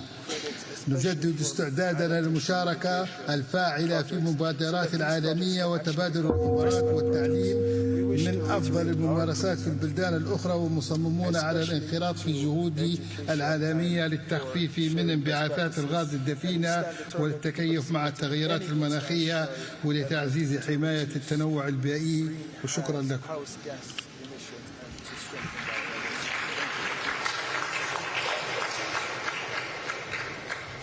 Thank you, Your Excellency. It is my pleasure to welcome His Excellency, Mr. Rumen Radev, President of Bulgaria. Your Excellency, you have the floor. Excellencies, let me first express my gratitude to our host, the Republic of Azerbaijan, and the Presidency of the Conference for organizing this significant event in times of political, security and climate challenges all around the world. The continuity of our actions is crucial to deliver ambitious and balanced approach to achieve the climate goals in the complex geopolitical context. Agreeing on the achievable new collective quantitative goal on finance will be the main expected outcome of this conference. The new goal must provide financing from all possible sources, both public and private, to address the financing needs for mitigation and adaptation measures, focusing on the most vulnerable countries. At the same time, we must significantly strengthen the mitigation ambition and remain on the course of decarbonizing global energy systems. This can only happen if we embrace all available technologies, significantly improve energy efficiency, upgrade energy infrastructure and ensure that energy security remains of utmost importance. Bulgaria is committed to not only be a part of regional energy cooperation initiatives across Central and Eastern Europe, the Balkans and the Black Sea region, but also beyond, by strengthening the links between the European Union and non-EU countries who share our priorities on climate neutrality, just energy transition, energy security, and low-carbon technological innovation. As no region is spared from deadly and costly climate-related disasters, all parties should undertake greater efforts to integrate climate change adaptation and resilience into all policies and strategies. We call for continuing support for climate science and education. Bulgaria proudly hosted the IPCC session this summer. Science holds the key not just to reducing our carbon footprint, but also to improving human lives in an age of climbing instability. Finally, let me conclude by reiterating Bulgaria's commitment to climate policy goals. We stand with all countries willing to strengthen climate diplomacy and regional cooperation, as only together we can achieve a better and resilient future for us and for the future generations. Thank you.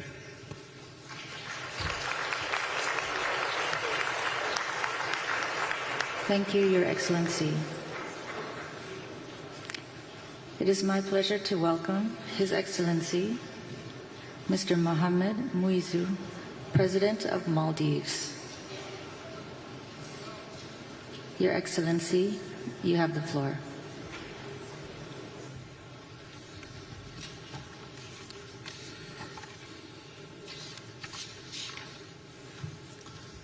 Bismillahirrahmanirrahim. Excellencies, ladies and gentlemen, I extend our gratitude to the government and people of Azerbaijan for the exceptional hospitality and leadership. We pledge our full support to ensure the success of this COP. We also congratulate the UAE for its successful COP28 presidency. Vulnerable, this is how the Maldives is often portrayed. But we are a nation of extraordinary fortitude. We speak not from desperation, but from a belief in the power of collective action. Our story is not of fragility, it is a testament to resilience, leadership, and international cooperation. Since hosting the first Small States Conference 35 years ago, we have called for stronger climate action. Our call has not changed, our course has not strayed. Because for us, the environment and the ocean are more than resources. They are our cultural identity. Their protection remains our sacred duty. At COP28, I shared my vision for a climate-resilient Maldives. Despite formidable challenges, we are now seeing the dawn of hope. We recently launched our energy policy and roadmap, green initiatives to strengthen food security and affordable housing, and economic diversification through expanding port services, special economic zones, in addition to new development banking, unlocking new investment opportunities. We will soon unveil our 20-year vision, the blueprint for a sustainable, climate-resilient, developed nation by 2040. Mr. President, it is the lack of finance that inhibits our ambitions, which is why this COP, the finance COP, we need to deliver. The new climate finance goal must reflect the true scale of the climate crisis. The need is in trillions, not billions. It must consider the special circumstances of small island developing states. It must include adaptation, mitigation, and loss and damage, and increase contributions to it. As we approach the next round of nationally determined contributions, developed nations must increase their ambition to close the emissions and finance gap and align with the 1.5-degree goal. Mr. President, as we look around the globe, we see funds flowing freely to wage war, but scrutinized when it's for climate adaptation. We need to reprioritize, revise the international financial system. We must choose the path that changes lives, not the climate. My delegation here is determined that the finance goal should be scored right here in Azerbaijan. Mr. President, 28 COPs later, emissions still rise, finance falls still short, and our hopes fades. Let us prove this time it will be different. I thank you.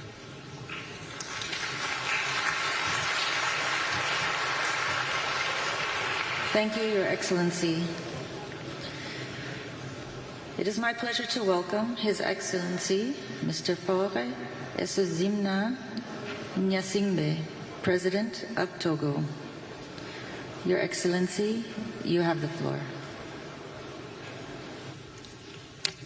Excellences, Mesdames et Messieurs les chefs d'État et de gouvernement, Mesdames et Messieurs les chefs de délégation, distingués délégués, Mesdames et Messieurs, nous sommes ici pour rappeler une vérité simple. Les promesses climatiques non tenues ne suffisent plus.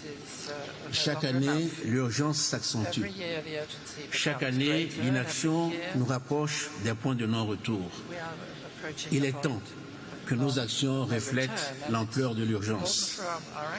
Pour nous amener dans cette direction, je voudrais faire deux observations. La première, c'est qu'il faut une véritable justice climatique, c'est-à-dire une responsabilité partagée mais différenciée entre les pays. L'Afrique paie le prix fort de la crise climatique. Nous contribuons peu aux émissions globales, mais nous en subissons néanmoins les impacts les plus sévères. Ce sont nos écosystèmes, notre sécurité alimentaire et nos économies qui sont en première ligne de cette crise. Notre besoin de justice climatique ne peut plus être ignoré. En tant que dirigeants, notre responsabilité à chacun est d'aller au-delà des promesses et d'agir concrètement. Le Togo est prêt à faire sa part. Nous avons fait de la durabilité un pilier de notre développement avec des programmes de reforestation, de protection côtière contre l'érosion et une transition énergétique axée sur les énergies renouvelables. Mais nous n'allons pas seuls inverser la tendance mondiale. C'est la justice climatique qui doit être la boussole de toutes nos discussions ici. Elle demande à ce que des fonds de soutien conséquents soient déployés pour protéger nos populations et notre biodiversité. Elle exige aussi que les grands émetteurs reconnaissent enfin explicitement ce principe de justice climatique dans les accords internationaux.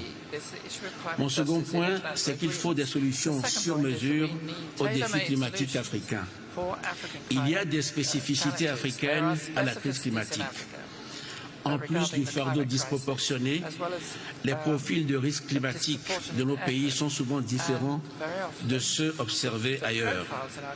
Il faut aussi reconnaître que l'adaptation climatique présente des défis uniques pour des économies en développement et des sociétés largement rurales. Ces défis spécifiques appellent des réponses spécifiques. Il nous faut des solutions adaptées aux réalités africaines, mais aussi des mécanismes adaptés pour atteindre ces solutions. Nous ne pouvons pas nous contenter de discussions génériques ni de solutions standardisées. Cela signifie financer la régénération écologique de nos littoraux et développer des infrastructures rurales résilientes. Cela implique aussi des modes de financement flexibles et accessibles dédiés aux pays vulnérables. Enfin, il faut veiller à ce que ces investissements se fassent de manière cohérente avec nos autres besoins et engagements. J'en appelle donc à une solidarité climatique authentique où les engagements financiers sont tenus et renforcés. Nos solutions pour le climat doivent être pensées comme des investissements dans notre avenir collectif, pas comme des aides temporaires. Je vous remercie.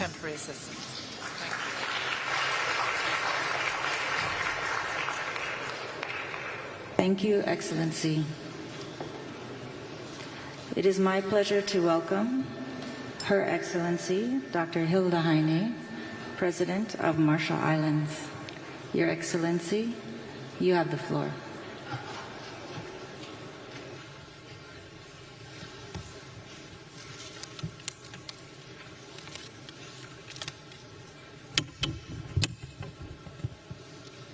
His Excellency Ilhan Aliyev, President of Azerbaijan, His Excellency Antonio Guterres, UN Secretary General, COP29 President Mukhtar Babayev, distinguished heads of states and governments, heads of delegations, ladies and gentlemen. Yahweh, on behalf of the Republic of the Marshall Islands, it is an honor to once again participate in this critical summit. The Marshallese people are navigators. We are the descendants of those that found tiny strings of islands, atolls that just glance above the waves of the wide Pacific Ocean and made them our homes. Our forebears mapped the tides with sticks, coconut fronds, and shells. So it is in our blood to know when a tide is turning. And on climate, the tide is turning today. It is no longer a question of whether the energy transition will occur, but how. Will it be fair and inclusive? Will it be fast enough? Will those that defy our agreements to transition away from fossil fuels and go home to pump more oil, extract more gas, and mine more coal be held to account? Time will judge those that fail to make the transition. Some may fail because of denial and delusions. The misplaced idea that their country somehow will be immune. The fallacy that their short-term interests are worth the destruction on their doorstep and that they will escape without blame. Other risks falling behind because they lack the resources to make the transition happen. In the Marshall Islands, we have a vision for a future with clean energy and the resilience to withstand climate impacts. But to make that vision a reality, we need much more money, and we need it much faster. Our National Adaptation Plan sets out a pathway for our entire nation to become resilient in the face of the climate crisis. As one of the most vulnerable places on the planet, every aspect of our lives will change, from infrastructure to education to healthcare to our economy and culture, to protect our right to live in our homelands and exercise our right to self-determination. We cannot do this by cobbling together project-based funding, waiting for support that takes years to arrive. By improving access, coordinating processes, and reducing choke points, donors can put decisions in our hands where they belong. We've shown that with cooperation, we deliver.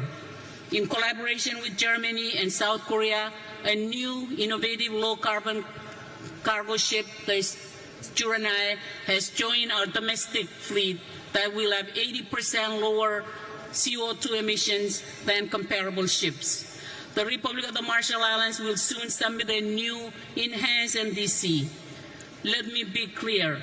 We have only received half of the finance we need to deliver our last NDC. But we will develop and submit a new one because we know that this system only works when everyone continues to strive and plays their part. But those parts are not all equal. Our contribution to global emission is tiny.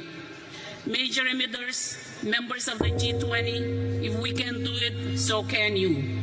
You can and must submit 1.5-degree aligned NDCs that set absolute economy-wide reduction targets and that cover all greenhouse gases and categories.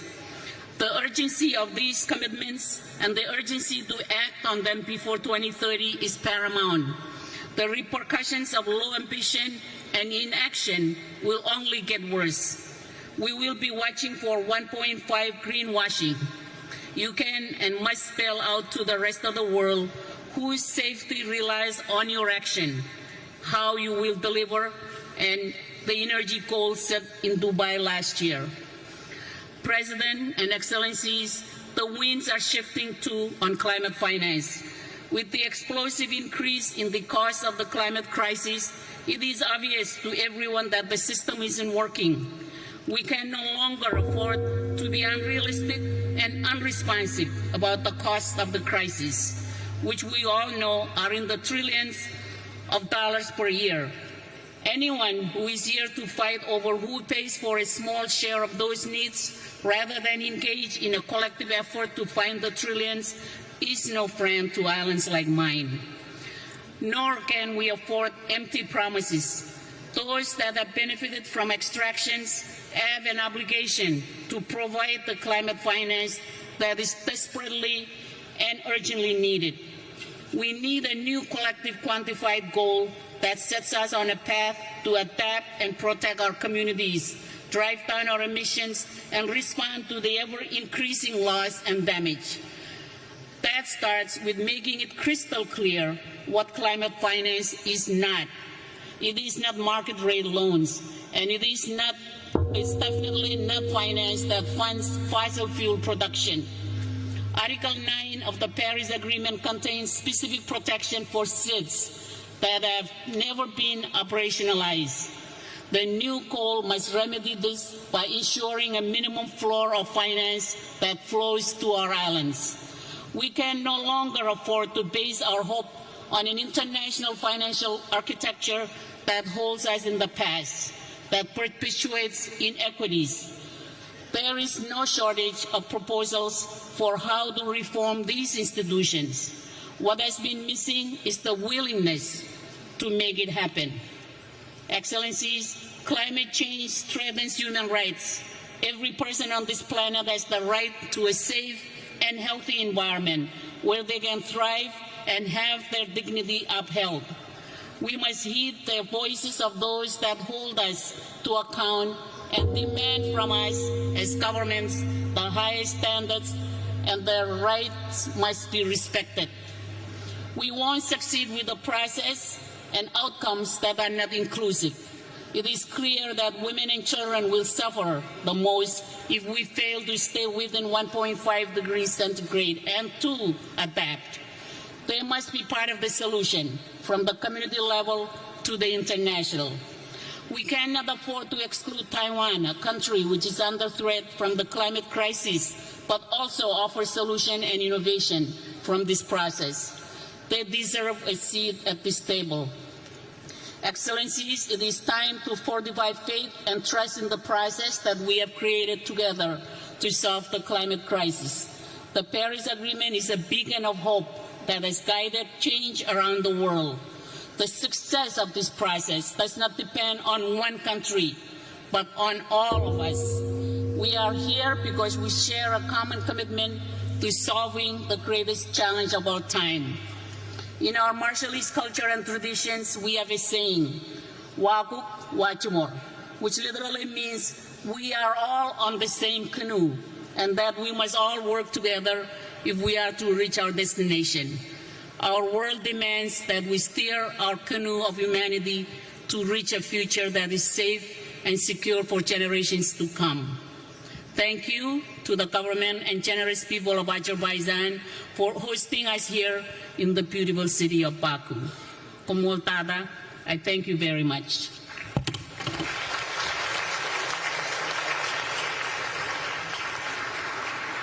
Thank you, Your Excellency. It is my pleasure to welcome His Excellency Mr. Nikos Christodoulidis, President of Cyprus. Your Excellency, you have the floor. Excellencies, at the outset, I would like to extend my gratitude to the government of Azerbaijan for hosting COP29. Today, the world's attention is focused on our deliberations here in Baku, as the outcomes of this conference are critical to our shared commitment to securing a sustainable future for our planet. Dear friends, I address you today with feelings of honor, but also of great concern. We stand at a critical juncture as the impacts of climate change are intensifying with alarming speed. In the Mediterranean region, we are witnessing a rise in extreme weather events, raging wildfires, severe and prolonged droughts, extreme heats, sea level rise and catastrophic, deadly flooding, as we very recently saw happening in Spain. Speaking also from my own country experience, these extreme weather events are impacting our ecosystem, our economies, including agriculture and tourism, our communities, and the quality of life of our people. They act as a stark warning and also are highlighting the urgent need for decisive, coordinated action. We need immediate, targeted responses at both the national and regional levels. My country has taken proactive steps by implementing a national adaptation strategy since 2017. We are currently updating this strategy in order to strengthen our capacity to manage complex and interlinked climate risk. Despite our small carbon footprint, Cyprus is committed to contributing to global emissions reduction. Within the European Union framework, we submitted an enhanced nationally determined contribution in 2020, pledging to reduce greenhouse gas emissions by at least 55% by 2020 compared to the 1990 levels, and the European Union as a whole remains resolute in its legally binding commitment to achieve net zero emissions by 2050. At regional level, my country recently relaunched the Eastern Mediterranean and Middle East Climate Change Initiative, aiming to develop synergies to mitigate the impact of climate change with focus on cross-border projects. Dear friends, it is crystal clear that government action alone is not enough. We also need to engage our societies, our citizens, our businesses in this collective mission and fundamentally rethink the relationship between our economies and nature. Green investments, the transformation of the energy and industrial sectors, and the eventual decarbonization across sectors can be the answer to more competitive and healthier markets. Excellencies, as I already stressed, only by acting collectively with urgency and ambition we can avert the most severe consequences of climate change. With this in mind, we need to successfully conclude COP29 with a determined and forward-looking outcome, crystallizing pathways and opportunities for climate resilient and sustainable development. Before closing, dear friends, I would like to acknowledge the importance of youth. Young voices have been instrumental in pushing for an ambitious climate agenda. Let's hear their voices and let's heed their call. If we ignore these voices, our children and grandchildren will inherit a climate and natural dystopia. Let us resolutely walk together the path of climate neutrality. Only together we can build resilient, sustainable and green societies for the generations that will inherit our planet. Thank you very much.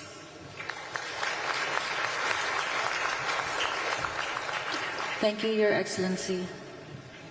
It is my pleasure to welcome His Excellency Mr. Peter Pellegrini, President of Slovakia. Your Excellency, you have the floor.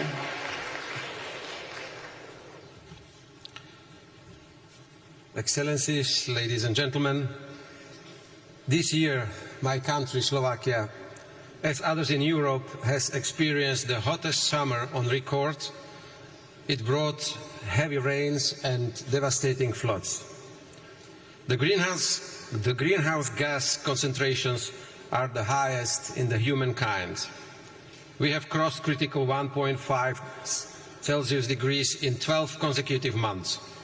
And this gives us a real taste of what the planet can become. Climate change accelerates, so it's the detrimental effects on our planet. Longer we wait, more we can lose in terms of lives, ecosystems and economies. Esteemed colleagues, in face of climate change danger, every single country is too small. True commitment of all to multilateralism is badly needed. Let us ask, can we succeed without all the biggest economies and polluters stepping up? Developing countries need our solidarity. Can they succeed if our approach to financing and its contributors remain the same? Everyone needs to speed up. My country does. We cut our emissions by almost 50% since 1990. In the energy sector, we shut down our last coal mine in 2023 and remaining 2 coal power plants recently. It's a big step towards full phase-out of coal from our power generation. At this COP, Slovakia joins the call to action for no new coal. Soon, my country's electricity will come from low-emission sources by 90%, mainly nuclear and renewables.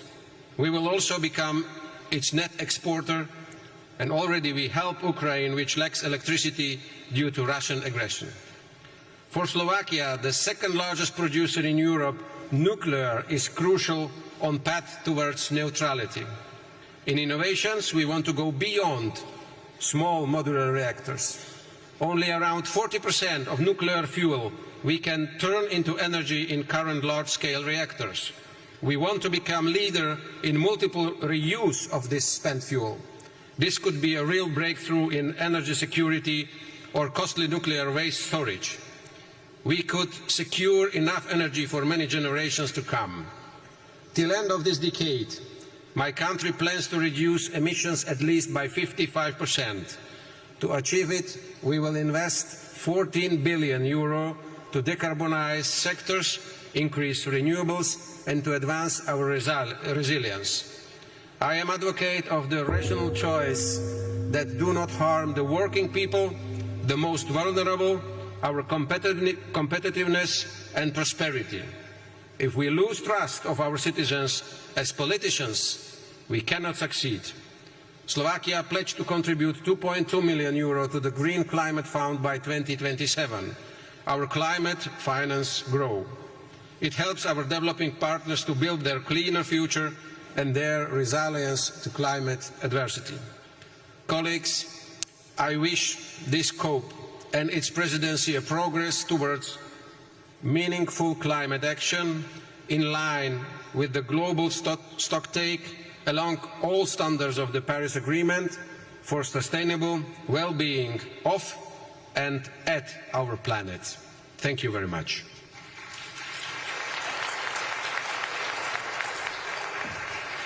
Thank you, Your Excellency. It is my pleasure to welcome His Excellency, Mr. Charles Michel, President of the European Council, speaking on behalf of the European Union. Your Excellency, you have the floor.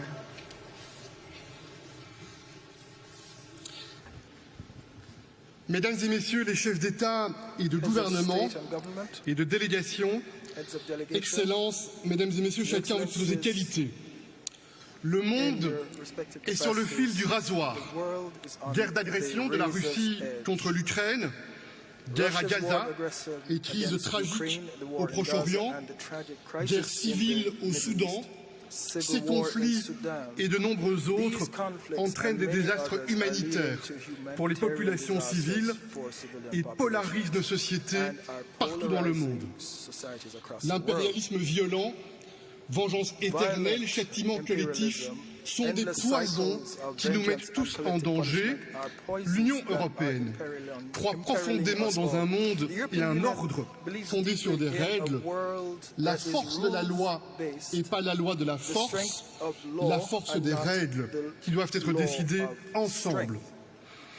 Mesdames et messieurs, chaque semaine, quelque part dans le monde, nous faisons face aux conséquences dévastatrices des changements climatiques. Cette menace climatique est existentielle pour l'espèce humaine et nous portons la responsabilité, nous, espèces humaines, de cette guerre contre la nature.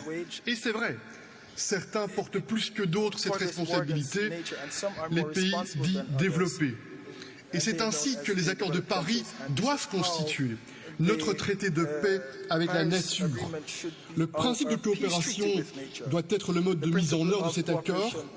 Courage et pas procrastination, solidarité plutôt qu'égoïsme, ambition plutôt que renoncement, choisir l'instinct de survie plutôt que le suicide collectif. Vous pouvez compter sur l'Union européenne. Nous sommes au rendez-vous du financement. 31 milliards de dollars dans le cadre de la promesse des 100 milliards. C'est plus que la part équitable de l'Union européenne et nous encourageons tous nos collègues à suivre cet exemple, y compris nos collègues du G7 et des économies émergentes. Nous insistons sur la nécessité d'inclure une base plus large et nous pensons qu'il faut élargir le groupe des contributeurs en tant que condition préalable pour réaliser un nouvel objectif ambitieux. Nous soutenons une approche à plusieurs niveaux. Nous croyons dans la tarification carbone comme étant un puissant levier et nous croyons également que le commerce international et que les banques de développement doivent être mobilisées pour rencontrer cet accord. L'euro est la monnaie du climat. L'euro est la monnaie du financement pour les obligations vertes et plus d'un tiers d'entre elles qui sont émises en euros. Nous sommes déterminés à soutenir les pays en développement. Nous le faisons avec les partenariats pour une transition énergétique équitable. Afrique du Sud, Indonésie et d'autres pays sont des pays que nous supportons. Il y a quelques semaines, à New York, et je conclus, nous avons déjoué les pronostics un accord, le pacte pour le futur. Dans ce moment sombre pour l'ordre multilatéral fondé sur des règles, ce pacte offre quelque peu de lumière. Je forme le vœu que cette COP soit celle de la confiance, de la ténacité et des actes qui se joignent aux paroles. Vous pouvez compter sur l'Union européenne. Je vous remercie.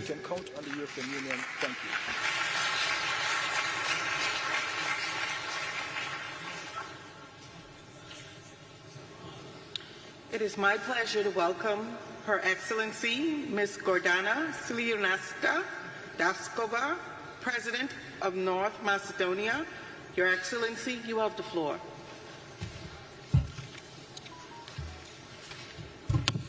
Mr. President, Excellencies, ladies and gentlemen, let me thank the Republic of Azerbaijan and President Aliyev for hosting, in my opinion, this urgent conference. We have gathered at COP29 in the midst of a war. The good news is, some would say, that the aggressor is already suffering heavy losses and will most probably lose the war. The bad news is that the aggressor is humankind itself, with its unsustainable production systems and consumer habits. Unless we hold global warming below 1.5 degrees by 2050, instead of sustainability and growth, we will have to think about habitability and survival. In this war against nature, it is the innocent, the children, the vulnerable populations and small developing nations who often suffer most.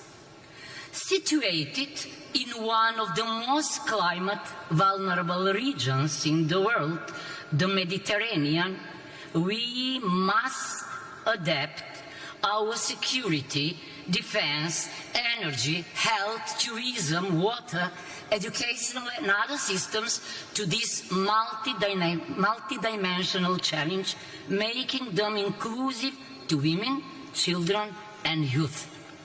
We have endorsed the declarations on enhanced action in tourism and on water for climate action.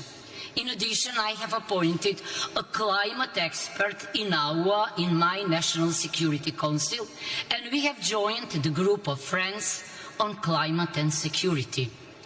Our goal is to accelerate the transition to a low-carbon economy across all sectors, including energy, transport, industry and agriculture. To achieve green growth, we will invest in green jobs, in reskill workers, moving away from carbon-based energy production. Sustainable energy transition must be environmentally and socially just. We adopted a long climate action. We will introduce a legal framework for monitoring, reporting, verification and accreditation. In parallel, we will adopt a revised law on energy and a new law on renewables.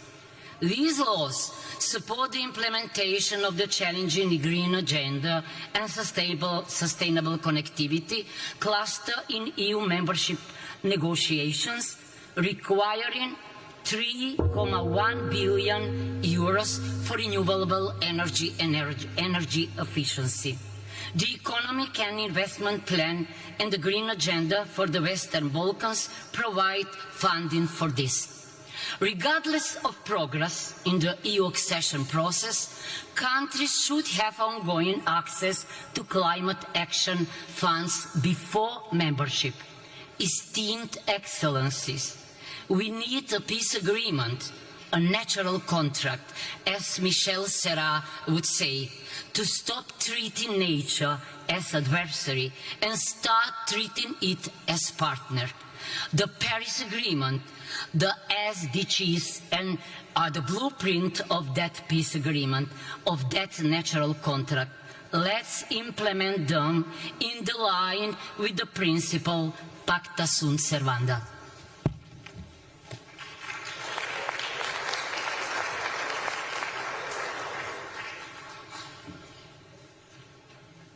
Thank you, Your Excellency. It is my pleasure to welcome His Excellency, Mr. Alexander Stubb, President of Finland. Your Excellency, you have the floor. Thank you, Madam Chair, ladies and gentlemen, Excellencies and colleagues. In the age of multipolarity, we probably need multilateralism more than ever. And I guess climate change is a litmus test for multilateralism. And the reason for that is quite simple. If we fail this test, efforts to address any kind of global challenges, say sustainable development, technology or demography, will all be in vain. And of course, if we fail to limit the increase of global temperature, future generations will be left with a world which has more pandemics, more hunger and more conflict. Now, at the same time, we must of course ensure that climate action is aligned with the broader development agenda. And I don't say the following thing just because I have a daughter of 23 years old, but I do want to emphasize the importance of women and youth in the fight against climate change. And in many ways, the choice is actually quite binary. It's black and white. You can have either multipolar and transactional disorder or cooperative order. Without changing the current power balance, I'm afraid the former will prevail over the latter. Now, the growing influence of formats such as G20, where representation better reflects the global realities, is of course welcome. But taking on more power in global decision-making should also mean taking more responsibility. Countries which seek to upgrade their global influence to reflect modern realities cannot demand that global responsibilities are forever based on circumstances in the early 1990s. So therefore, the largest emitters and the largest economies will determine the direction of the whole planet. Reflecting on these developments, I would like to underline 3 points where I think COP29 is pivotal. First, we all have to take more responsibility for reducing emissions. Last year in Dubai, we took the crucial step by agreeing on the transition away from fossil fuels. Now we need to turn our promises into practice as we prepare our new nationally determined contributions ahead of COP30 in Belém. It's crucial that especially the G20 members show leadership by setting the most ambitious targets possible in line with the 1.5 degrees limit. Second, we all have to take more responsibility for climate finance. The new collective quantified goal needs to be both ambitious and achievable. It has to reflect the current global economy and sources of emission, not the situation more than 30 years ago. I'm pleased to announce that Finland will be providing additional funding to the Systematic Observations Finance Facility to help strengthen adaptation and build resilience, especially in the least developed countries and small island developing stage. And let me conclude by saying that we actually need 3 things simultaneously. We need targets and legislation, we need finance, both public and private, and we need technological innovations. And the bottom line is that we need all 3 of them together. We cannot regulate ourselves out of this crisis, we cannot pay ourselves out of this crisis, but we can innovate ourselves from this crisis. Here in Baku, I'm really looking forward to explore all of these things achieved together. And whenever in the future I hear that gong, I shall take it as a symbol for the urgency we have to fight climate change. Thank you very much.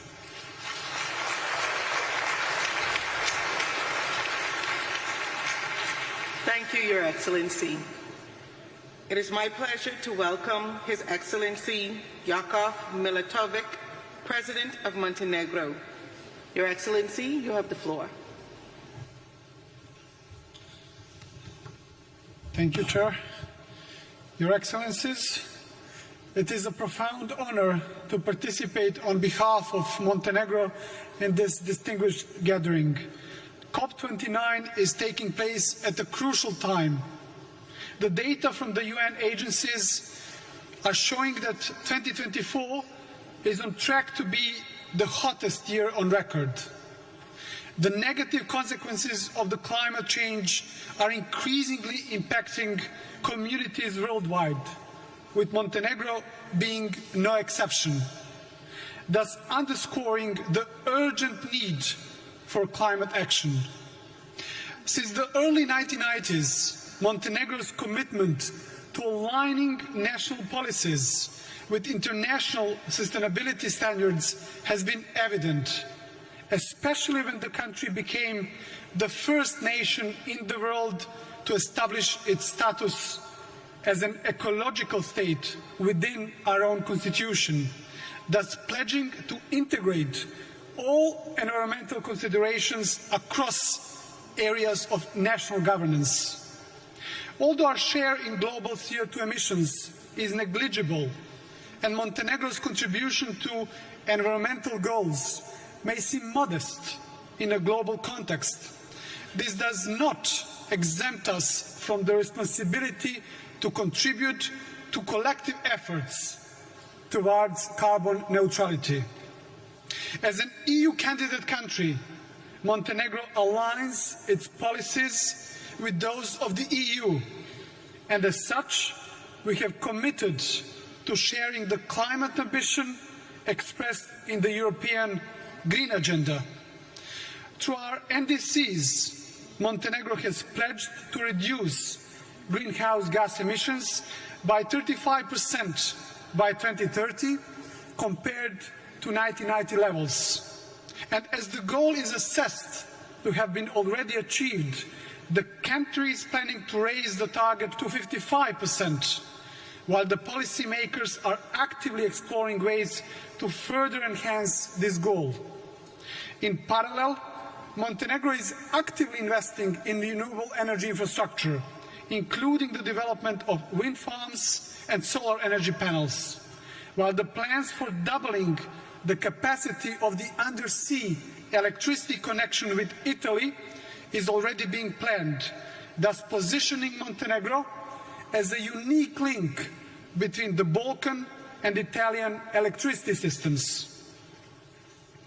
The country is accelerating the implementation of energy efficiency initiatives, especially within public institutions, and these efforts are being supported by major international organizations. Montenegro has also emerged as a regional leader in innovative financing mechanisms for sustainable development. Building on existing institutions like the Eco Fund, the country has, in partnership with the UN office in Montenegro, introduced what we call Sustainable Development Goals Acceleration Fund, thus creating a unique and powerful tool for fostering partnerships that represent a new generation of financing for SDGs. Ladies and gentlemen, to conclude, on the path to carbon neutrality, we must remain committed to just transition. Dear colleagues, time is the most precious resource at our disposal, and every day counts as crucial in our collective pursuit of a climate-resilient economy.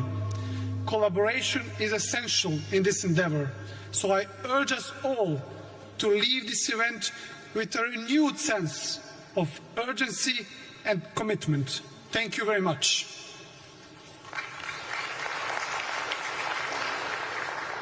Thank you, Your Excellency. It is my pleasure to welcome His Excellency, Mr. Ramchandra Paldel, President of Nepal. Your Excellency, you have the floor.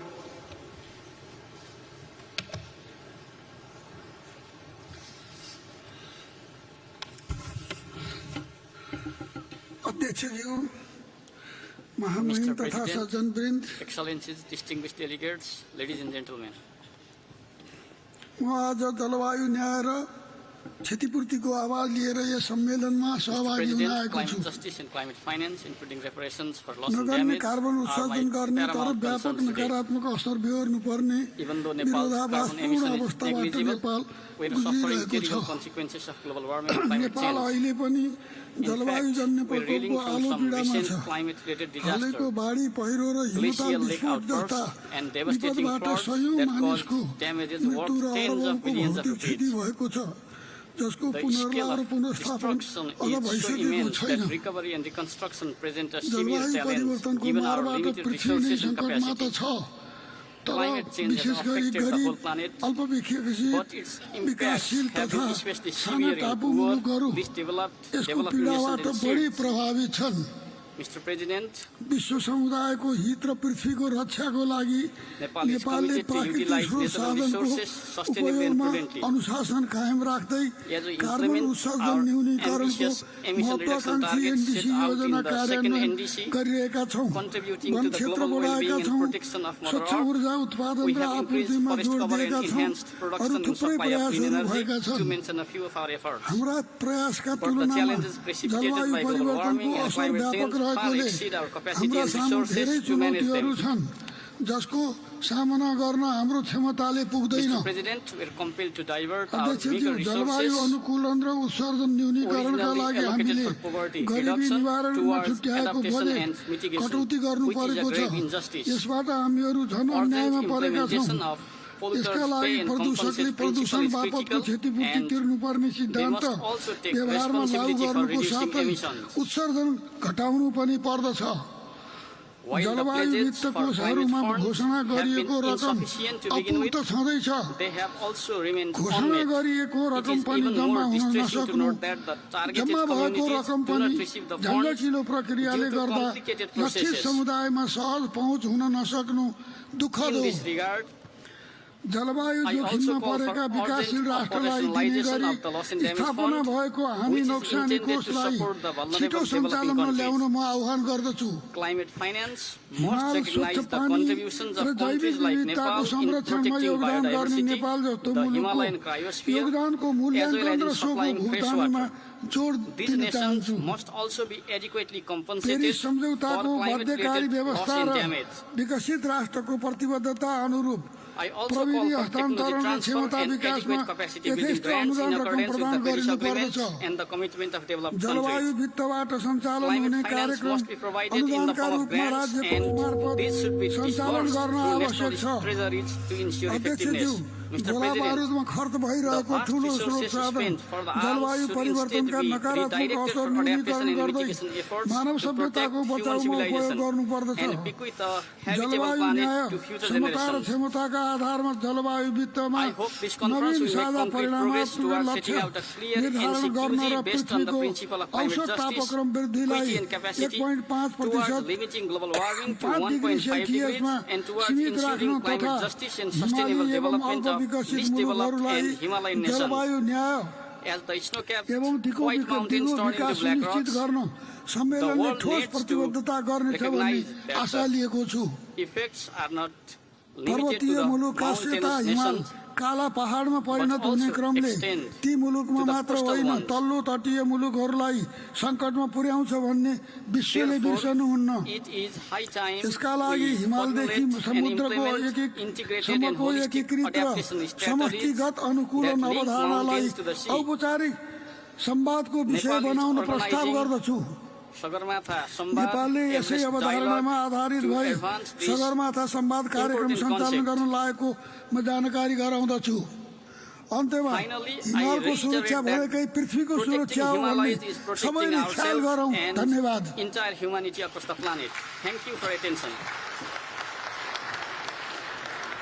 Thank you, Your Excellency. It is my pleasure to welcome His Excellency Mr. Chandrika Prasad Santokhi, President of Suriname. His Excellency, you have the floor. Thank you, Madam President. Good afternoon.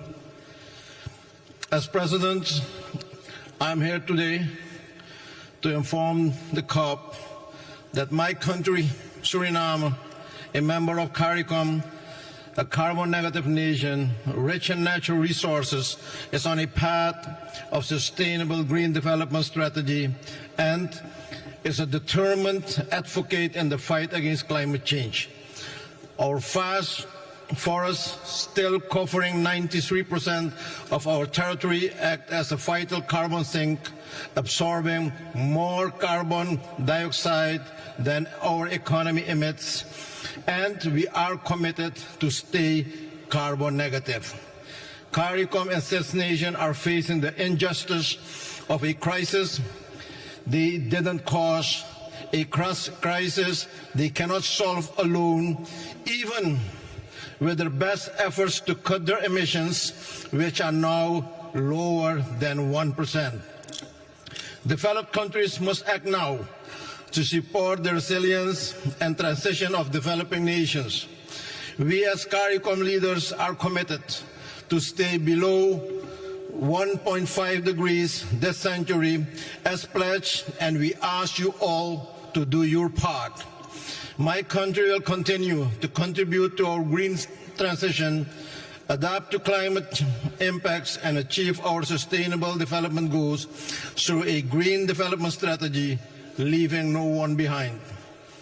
A balanced and responsible exploitation of the oil and gas sector after the announcement of the FID recently will be an integral part of this strategy. Suriname's strong commitment to environmental leadership is evident through our leading position in the Environmental Performance Index in Latin America and being the first country to develop internationally transferred mitigation outcomes ITMOs. Madam President, most CARICOM states lack the financial capacity and resources to recover from escalating climate impacts. Outdated GDP-based criteria keep concessional financing out of the reach of many of us, despite adoption of the multidimensional vulnerability index at the United Nations. Yet international financial institutions have not implemented it. CARICOM calls for a binding commitment to allocate at least 15% of climate finance to SITs instead of the unacceptable 1.5% SITs now receive. We call for easier, more tailored access to climate financing for SITs, including simplified applications, capacity building, direct funding, and affordable financing. Developed nations have a duty to support those less responsible and more vulnerable to climate change, requiring immediate action to correct this imbalance and climate injustice. The Loss and Damage Fund must be made functional and effective urgently. This must be fixed in 2025. Without significant increases in climate finance, SITs cannot adapt the climate impacts or achieve sustainable development. Inaction threatens their very existence. Finally, Mr. President, it is time to take bold action now to help SITs confront the urgent threat of climate change. I thank you, and may God bless you all. Thank you. Thank you, Your Excellency. It is my pleasure to welcome His Excellency, Mr. Denis Bersirovic, Chairman of the Presidency of Bosnia and Herzegovina. Your Excellency, you have the floor.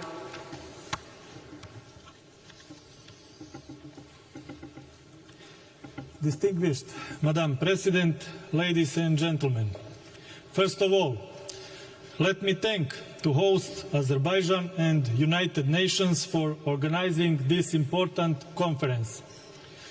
The state of our planet is alarming. Accelerated climate changes are the result of irresponsible human actions. By industrializing the earth, man endangered nature and thus endangered himself. The path our civilization is currently on is leading to catastrophe. One of the key problems today is the complete erosion of moral. We are witnessing that some big countries preach heaven but practice hell. Because of such policy, both people and nature are suffering. One of the biggest obstacles in the fight against the climate crisis is state egoism. Unfortunately, certain countries consider that this is not a critical issue for the current generation and choose to defer its resolution to future generations. This mindset is deeply wrong.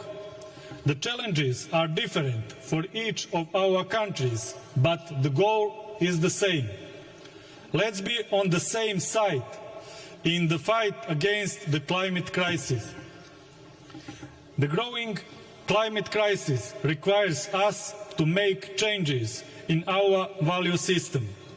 To mitigate the climate crisis, we need to focus, among other things, on more responsible policies that promote nature protection, improvement of green financing standards, strengthening climate diplomacy, educational programs that will encourage climate innovation, and empowering a new generation of climate leaders.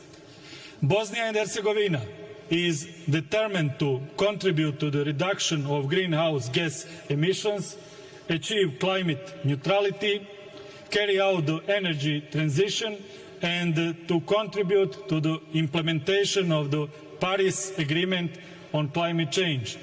Bosnia and Herzegovina is actively working on the adoption of the Integrated National Energy and Climate Plan. The document outlines Bosnia and Herzegovina's strategic determination, direction in the process of decarbonization of the energy sector until 2030, with a clear vision to 2050. Finally, let's not forget, the earth does not belong to humans, but humans belong to the earth. Let's continue our fight against climate change. It is a fight for our future. Thank you for your attention. Thank you, Your Excellency. It is my pleasure to welcome His Excellency Nana Addo Danwa Kufu-Addo, President of Ghana. Your Excellency, you have the floor.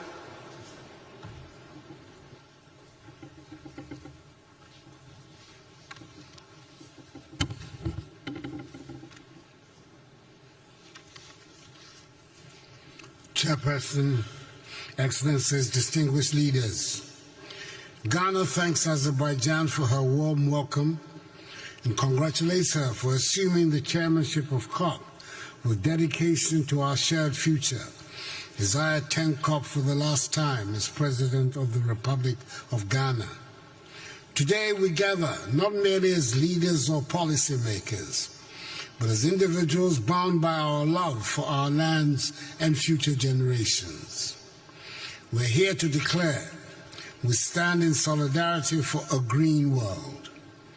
For Ghana, climate change is real and immediate, affecting our farmers, coastlines, and communities. Rising temperatures and unpredictable weather threaten our livelihoods daily. Yet we respond with resilience and commitment. In 2021, Ghana submitted updated nationally determined contributions to the United Nations, encompassing 47 programs to mitigate and adapt to climate impacts. Our goal is to cut emissions by 64 million metric tons by 2030. Demanding investments between 10 and 15 billion United States dollars. Despite financial and technical hurdles, we're determined to meet the Paris Agreement's goals across agriculture, transport, forestry, energy, and other sectors. We have made strides. The Green Ghana project has planted 50 million trees, and forest restoration efforts have covered 721,000 hectares since 2017 when I came to office. 13 mitigation actions have cut annual greenhouse gas emissions by 43% since 2021. Ghana's national electric vehicle policy, backed by tax incentives, promotes sustainable mobility, and our energy transition framework steers us towards a green future. Through Article 6 of the Paris Agreement, Ghana has mobilized 800 million United States dollars by trading carbon credits with nations like Switzerland and Sweden. However, We cannot reach our climate goals alone. We call on our global partners to honor their commitments, ensuring accessible concessional financing for sustainable development in Africa without unsustainable debt. As a father and a grandfather, I question what we will leave behind. What world will we leave behind? Our children's future hinges on our decisions. That COP29 here in Azerbaijan mark a pivotal shift from dialogue to decisive action. Let us act boldly, showing future generations that we fought for them. Ghana stands united with the world for a green, resilient tomorrow. Madam Chair, thank you very much. Thank you, Your Excellency. It is my pleasure to welcome His Excellency Mr. Kurul Suk Akna, President of Mongolia. Your Excellency, you have the floor.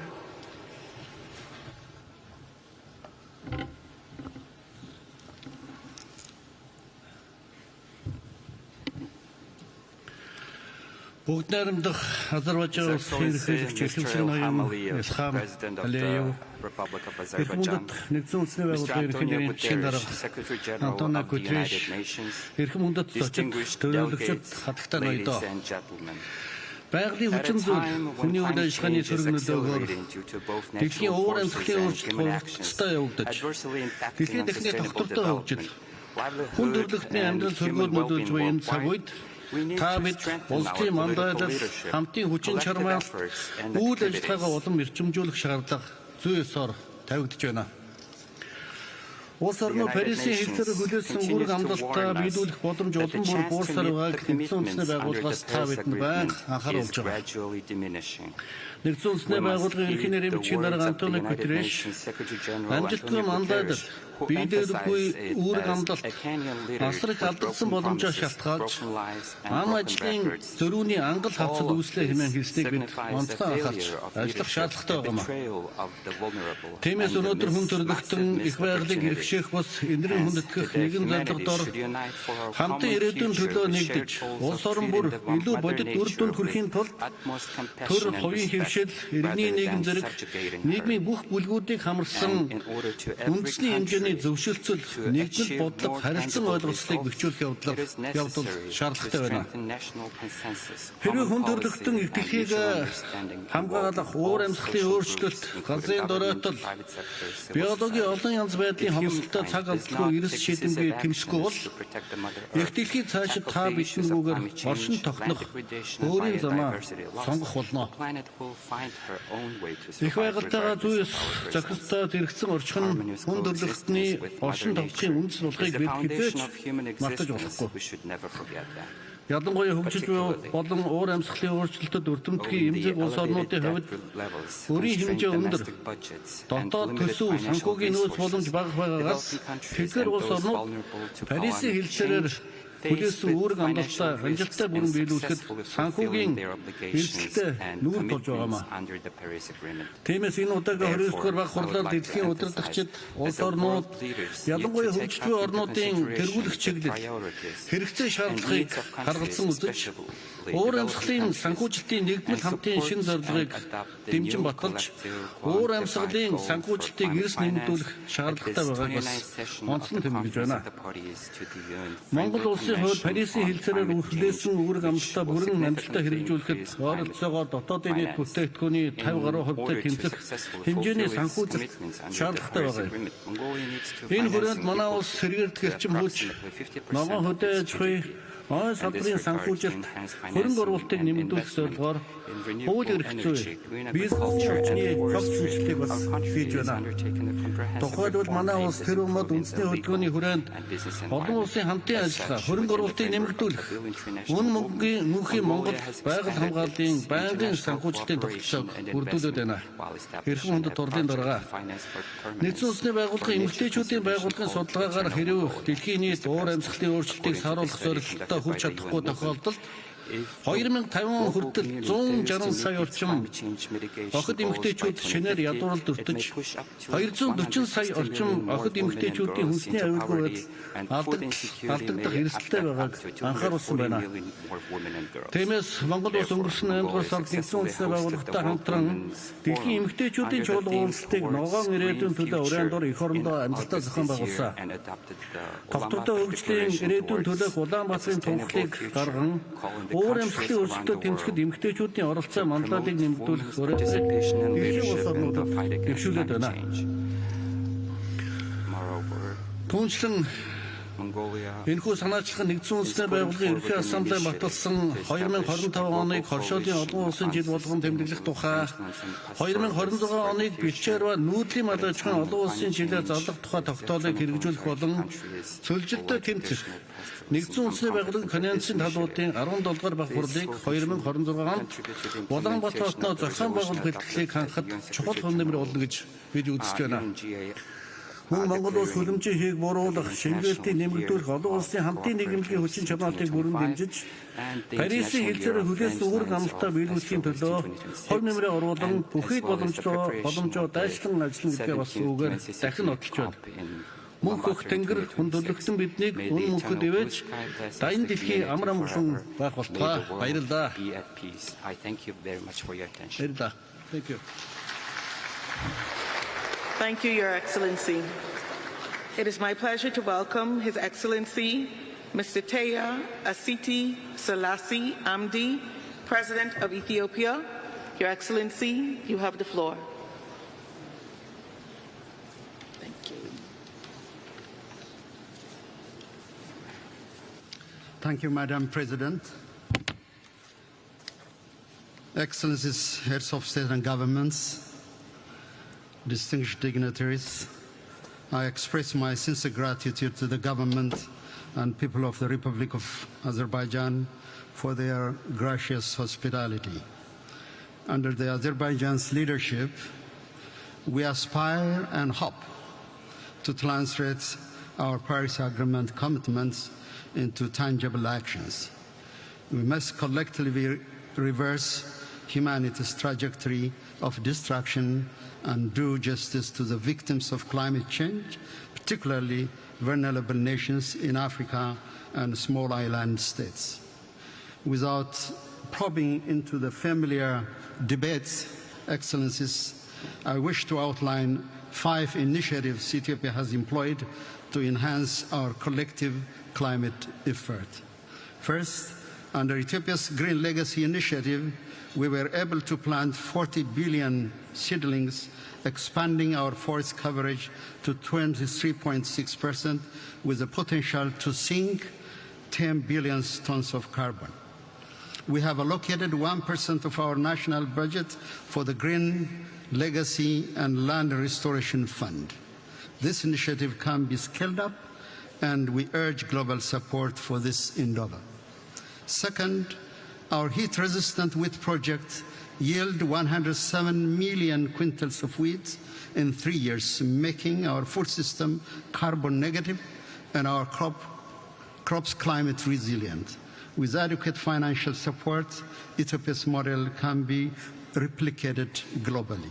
Third, as part of our national determined contributions, Ethiopia has demonstrated measurable and implementable renewable energy by heavily investing in hydro-based and diversified clean energy generation. We have accomplished this by leveraging our own domestic resources. It is in this light that we are successful integrating energy grids in the region as well. 4, cognizant of the fact that urban green space have declined, Ethiopia, through its corridor development program, prioritizes people-centered and climate-smart approach to reverse this alarming trend. Addis Ababa is a testament to this. 5th, Ethiopia has now become among the few nations in the world to pass a law banning fuel automobiles as part of reducing the impact of greenhouse gas emission. Finally, the debate on climate finance has become overly complex and painstakingly slow-paced. we have to simplify the process and focus on practical solutions. We must finalize the new collective quantified goal on climate finance and make it operational. While we demand increased financial support, we express deep concern over the inadequate, complex and delayed disbursement of existing funds. Many African nations are leading by example to the best of our abilities. In light of this, Ethiopia has developed its subsequent NDCs, long-term low emission development strategy, and national adaptation plan that guides our collective commitment to significantly lessen the impact of climate change. We therefore urge all countries, particularly developed nations and major emitters, to follow suit. Indeed, the clock is ticking. Therefore, there is no time to lose, and let us join hands to build a sustainable future for generations to come. I thank you, Madam President. Thank you, Your Excellency. It is my pleasure to welcome His Excellency First Lieutenant General Abdel Fattah al-Burhan, Abdurrahman al-Burhan, President of Sudan. Your Excellency, you have the floor. بسم الله الرحمن الرحيم. سيد الرئيس، حضور جميعا، السلام عليكم ورحمة الله وبركاته. يسرني أن أتقدم أولا بالشكر لفخامة الرئيس إلهام علييف رئيس جمهورية أذربيجان ولسيد الأمين العام للأمم المتحدة على تنظيم هذا الملتقى الهام، متمنيا التوفيق والنجاح لأعمال الدورة 29. سيد الرئيس، نجتمع اليوم وكوكبنا يزداد تحديات وتزداد مخاطره جراء آثار تغير المناخ وانعكاساته السالبة على قطاعات هامة في حياة الناس في المياه والزراعة والأمن الغذائي والصحة والموارد الطبيعية. وقد طالب السودان كغيره من الدول بضرورة تنفيذ اتفاقية باريس كأولوية رئيسية، وما زالت بلادي تساهم بفعالية في تنفيذ الاتفاقية على المستوى العالمي والإقليمي والوطني. وقد ظلت قضية التكيف المناخي على رأس الأولويات في الحكومة لتأثيرها على برامج التنمية الوطنية. سيد الرئيس، حضور الكرام، إنما تتعرض له بلادي من عدوان تشنه عليه ميليشيا الدعم السريع المتمردة، وما سببته هذه الحرب من أضرار بالغة بالدولة وبنيتها الاقتصادية والبيئية، حيث تضررت البيئة ضررا مزدوجا.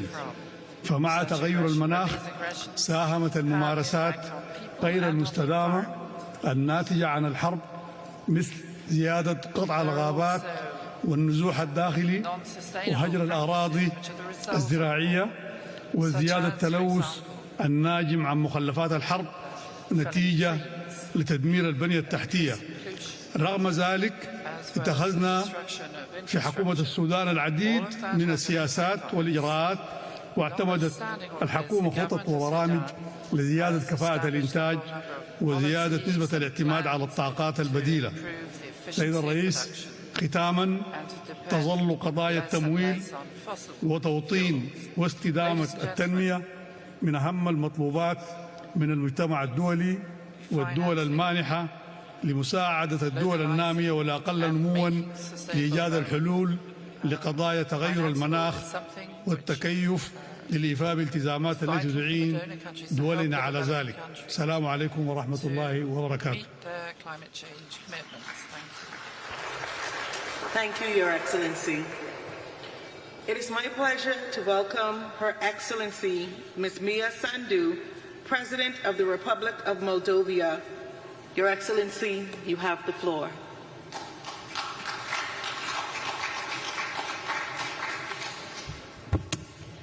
Distinguished delegates, it's an honor to address you on behalf of the Moldovan people. My deep gratitude goes to His Excellency President Aliyev and the government of Azerbaijan for hosting COP29 in Baku. Ladies and gentlemen, Moldova exemplifies the injustice of climate change. While contributing a mere 0.03% of global emissions, we are Europe's most vulnerable country to climate impacts. For Moldova, climate change is not a distant threat. It is a present reality impacting our daily lives, economy, and especially our rural communities who depend on agriculture. Rising temperatures, prolonged droughts, and erratic rainfall are reducing yields in crops like wheat and corn, while Moldova's vineyards, central to our economy and heritage, face new challenges. Access to water is increasingly strained, affecting both agriculture and daily life. Small and developing economies worldwide share this burden, often lacking the resources to recover. This underscores the urgent need for an equitable, accessible climate finance system that prioritizes vulnerable nations and builds resilience. It's only fair that we count on support from major economies. To expedite climate action, existing funds and programs must also cut through the bureaucratic delays, which can span years. In Moldova, we're doing our part. Despite multiple crises due to Russia's brutal war against Ukraine, which impacts our economy significantly, we launched a national afforestation program, an effort to expand forest cover by 5%, showing our commitment to a greener future. Despite limited resources, we pursue this goal for the health of our planet and future generations, improving air quality, biodiversity and land. The recent global energy crisis spurred us into swift action. We're reducing consumption through energy efficiency and expanding renewables. Yet, afforestation and decarbonization are costly, and with greater support, we could accelerate this existential work. Ladies and gentlemen, time is running out. Global warming won't wait until other crises are resolved. History will judge us if we fail to act, risking vast areas of our planet becoming unlivable. Our solidarity today will shape the Earth's future. Thank you. Thank you, Your Excellency. It is my pleasure to welcome His Excellency, Mr. Geraldo Alckmin, Vice President of Brazil. Your Excellency, you have the floor.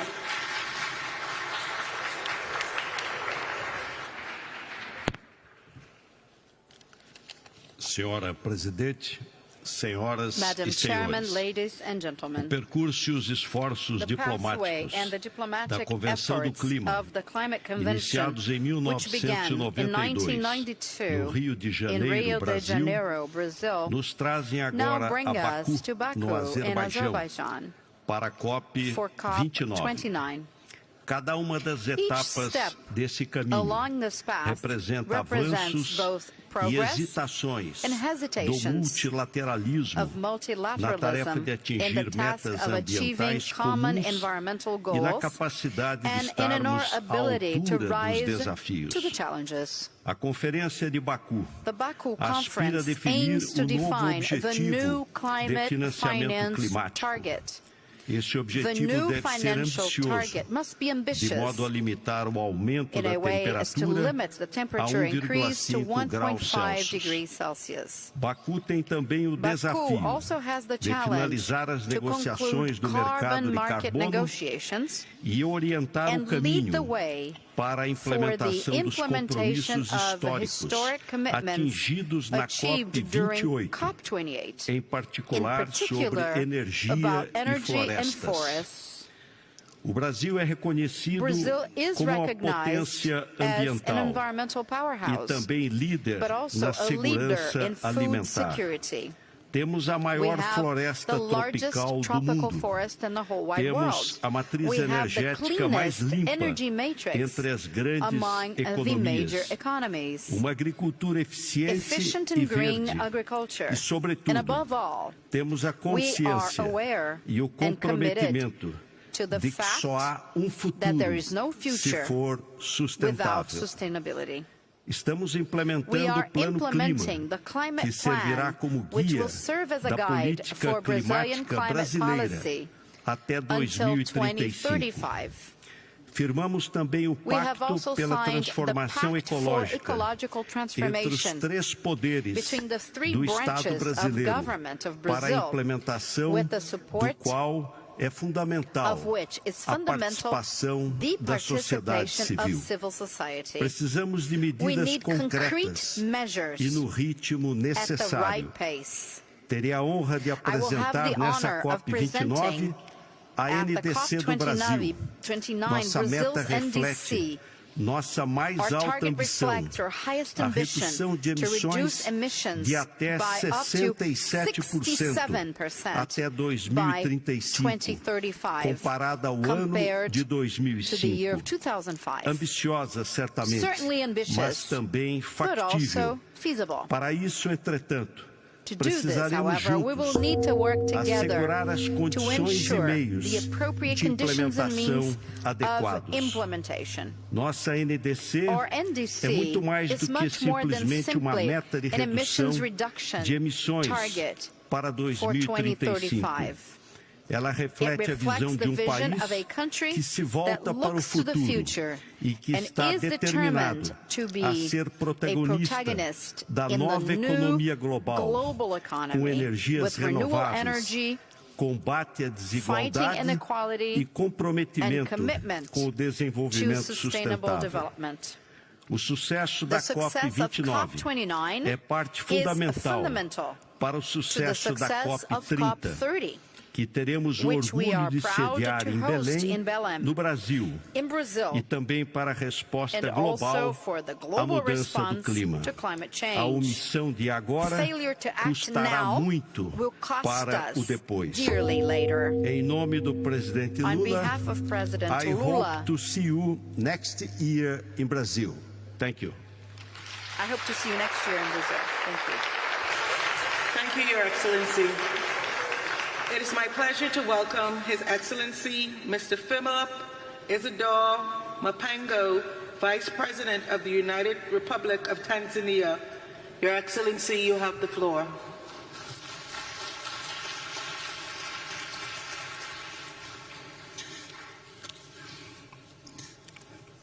Madam Chair, Excellencies, distinguished delegates, here we are yet for another COP, dubbed as a finance COP, where we need to work together in solidarity for a green world. We meet at a time when the greenhouse gas emissions and temperatures are rising to record-breaking levels with dire consequences, particularly to developing countries. Climate change is not a distant concern, but a current reality. The last few weeks have seen catastrophic flooding in Spain, devastating fires in the Amazon, and torrential rains displacing millions in South Asia. My country has also not been spared by such catastrophic events, and they are costing us 2 to 3% of our GDP lost annually. While a total of $19.2 billion will be needed by 2030 to deliver on our NDCs, so far only about $500 million have been received, necessitating use of our own internal resources at the expense of other development projects and increasing our debt burden. And this scenario is now the order of the day across Africa. And this is obviously inappropriate and unethical for adaptation, loss damage, and for Africa that never caused this problem. Since Copenhagen, the promise of real finance has been elusive. The finance COP, therefore, must move from empty rhetoric and come up with bold decisions that address the financing needs of countries corresponding to the urgency of the climate crisis. We look forward to a fit-for-purpose new collective quantified goal to replace the $100 billion goal agreed in 2009. This is indeed an opportunity to drive systemic change in climate finance, because what will be agreed will inform climate action or inaction for years to come. Climate finance is about responsibility and justice as agreed, and therefore COP29 must also maintain the momentum on loss and damage so that the fund does not become an empty shell, negating the gains made last year at COP28 in Dubai. Excellencies, Tanzania remains committed to contribute to global efforts to combat climate change.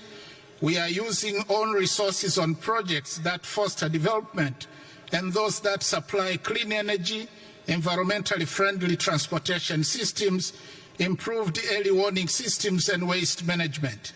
In addition, Tanzania has a total area of 48.1 million hectares of forest reserves, with an estimated carbon storage potential equivalent to 2% of the world's total carbon. Also, Tanzania has territorial sea area covering 64,500 square kilometers, which provide a big potential for blue economy. We are committed to continue conserving these critical marine and forest ecosystems. Indeed, we are already acting in solidarity for a green world, even with our own meager resources. Yet the challenge we are facing is that carbon markets are not yet fully defined, and thus denying our countries the payments they deserve. There is lack of information and capacity to participate gainfully in carbon markets. To conclude, let me emphasize that we cannot talk about a just transition without focusing on clean cooking. That matters greatly to the majority of Africans.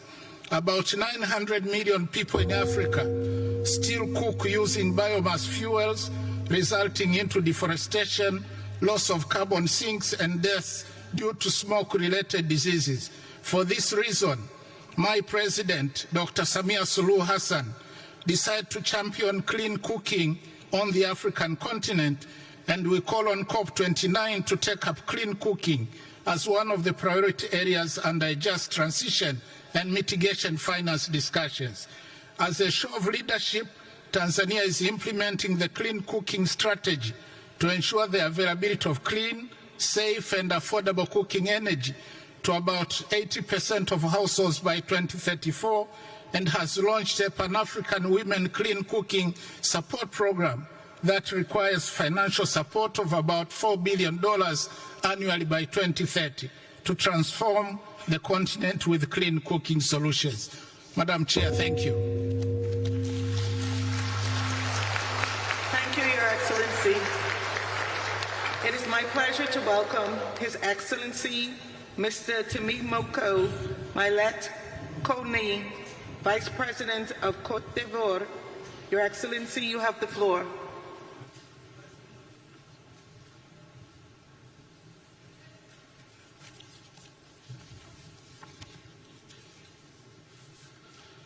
Madame la Présidente, Excellences, Mesdames et Messieurs, notre rencontre de ce jour se tient dans un contexte où la crise climatique a atteint un niveau d'urgence sans précédent.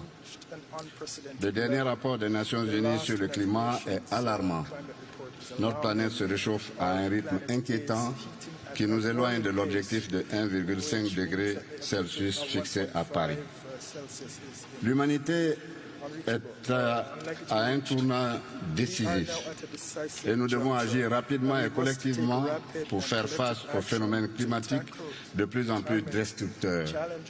Aucun pays ne semble d'ailleurs épargné. En Côte d'Ivoire, les actions audacieuses sont en cours. Sans ces actions, notre PIB pourrait baisser de 13% d'ici 2050 et près de 2 millions d'Ivoiriens pourraient basculer dans l'extrême pauvreté. Il est clair que les conséquences économiques, sociales et sanitaires seront inévitables si nous demeurons passifs. C'est pourquoi, sous le leadership de son Excellence M. Alassane Ouattara, président de la République de Côte d'Ivoire, notre pays a pris des mesures fortes qui confirme notre engagement dans la mise en œuvre de l'Accord de Paris. Cette année, nous avons conclu avec le Fonds monétaire international la facilité pour la résilience et la durabilité et exploré, en collaboration avec de nombreux partenaires, dont la Banque mondiale, des solutions de financement innovantes. Parallèlement, nous avons renforcé notre gouvernance en créant une commission nationale sur le changement climatique et un bureau du marché du carbone. Nous avons ainsi adopté un projet de loi sur le climat. Aujourd'hui, la Côte d'Ivoire est prête à intégrer le marché international de carbone avec des réductions d'émissions de haute intégrité liées à la préservation forestière. Excellences, Mesdames et Messieurs, nous devons nous rendre à l'évidence. Les drames liés au climat, ainsi que la disparition rapide de la riche biodiversité de notre planète, menacent fortement notre avenir commun. Face à la gravité de cette situation, la Côte d'Ivoire appelle au respect des engagements pris lors des de la COP28 et lors des conférences précédentes, notamment l'abonnement des fonds pertes et dommages et la mobilisation des ressources attendues par l'Afrique et les pays en développement pour mieux s'adapter au changement climatique. Mais au-delà, les grandes économies doivent réduire drastiquement leurs émissions de gaz à effet de serre pour faciliter l'accès aux technologies climatiques et accélérer le financement de la transition énergétique des pays en développement. L'Afrique, qui fournit l'essentiel des matières premières stratégiques, doit légitimement bénéficier des ressources suffisantes pour financer sa transition énergétique sans s'endetter davantage. Mesdames et Messieurs, cette conférence se doit d'être, plus que jamais, à la hauteur des attentes des populations du monde. À cet effet, les pays développés ont l'impérieux devoir de rehausser leur action en faveur du climat. Ils doivent trouver un accord plus ambitieux avec les pays en développement, basé sur un nouvel objectif de financement climatique, tenant compte des besoins spécifiques légitimes des régions les plus vulnérables aux effets de réchauffement.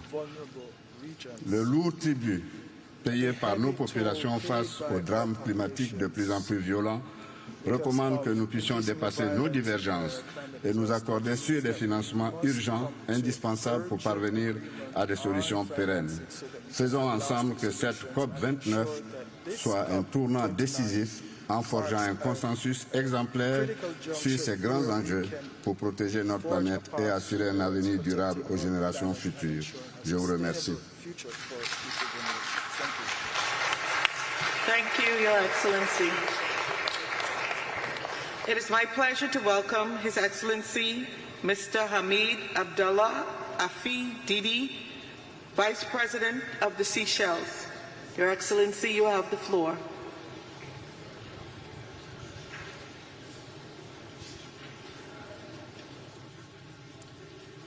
Thank you, Madam President, distinguished delegates, ladies and gentlemen. It's a great privilege to stand in front of you and to present the position of Seychelles. Tiny group of islands of only 100,000 people, 115 islands. Most people live on about 3.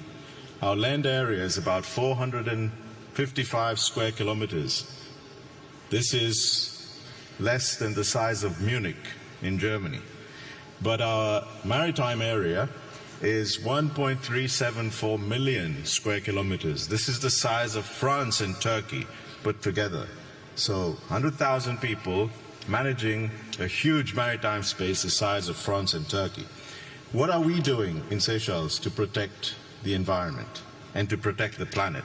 Madam Chair, the UN has set all of us countries goals that we have to protect 30% of our land, fresh water, and our oceans by 2030.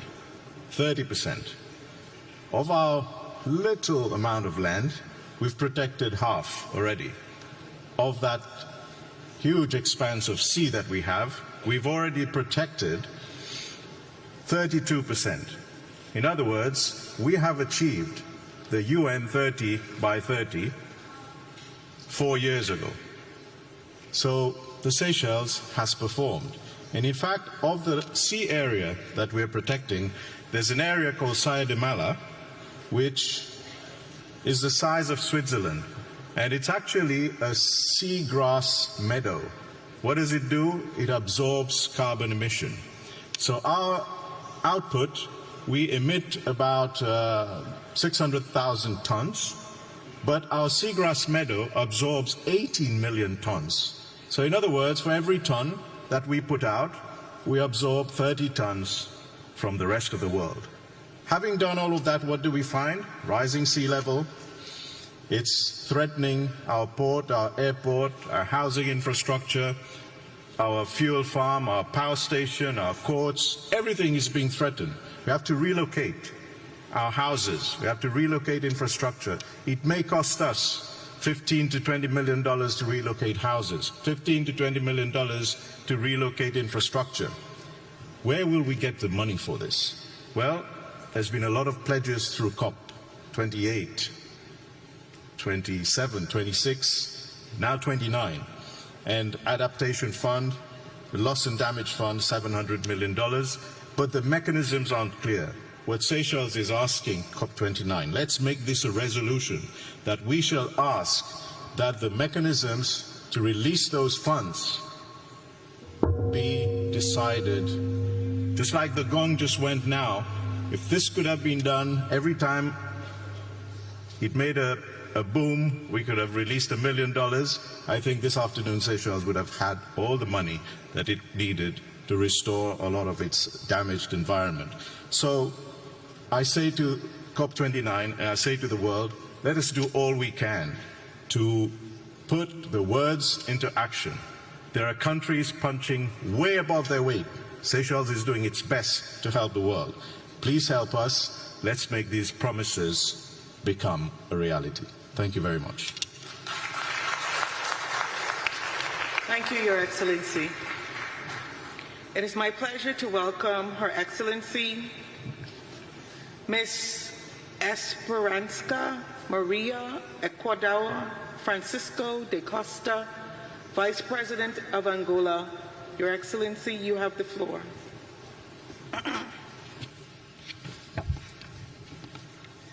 Thank you. Excelências, chefes de Estado e de Governo, minhas senhoras e meus senhores, é com a mais elevada honra que me dirijo às distintas delegações presentes à 29ª Conferência das Partes da Convenção Quadro das Nações Unidas sobre as Alterações Climáticas, apresentando os cumprimentos de Sua Excelência João Manuel Gonçalves Lourenço, Presidente da República de Angola, a quem tenho a honra de representar neste evento. Permitam-me agradecer a Sua Excelência Ilham Aliyev, Presidente da República do Azerbaijão, pela hospitalidade nesta linda cidade de Bakú. Saúde igualmente o Secretariado pelo árduo trabalho e diálogos mantidos que têm permitido aproximar a importância dos marcos globais assumidos desde a assinatura do Acordo de París e das conferências já realizadas. Nesta conferência, precisamos de proteger os progressos alcançados na COP28 e converter os compromissos assumidos em ações concretas. Só poderemos cumprir os objetivos do Acordo de Paris se todos os países dispuserem dos meios para acelerar as medidas de atenuação às alterações climáticas e de adaptação. Consideramos fundamental envidar mais esforços para aumentar rapidamente o financiamento da adaptação e fazer com que os mercados internacionais do carbono funcionem para todos. Criar mecanismos para acompanhar e garantir que os fundos prometidos sejam cumpridos, bem como operacionalizar plenamente o Fundo de Perdas e Danos, identificando mecanismos de acesso simplificados e eficientes para financiamento aos países em desenvolvimento, que são os mais afetados pelos impactos climáticos. Minhas senhoras e meus senhores, a República de Angola, à semelhança de outros países da região africana, tem vindo a enfrentar desafios diversos, gerados por impactos significativos das alterações climáticas. A Estratégia Nacional para as Alterações Climáticas até 2035 integra, por isso, questões sobre as alterações climáticas de forma transversal nas políticas nacionais, bem como o financiamento, a melhoria da pesquisa, a observação e a análise dos cenários climáticos, de modo a identificar os múltiplos perigos e partilhar dados para responder aos diferentes problemas ligados às alterações climáticas, incluindo as migrações forçadas.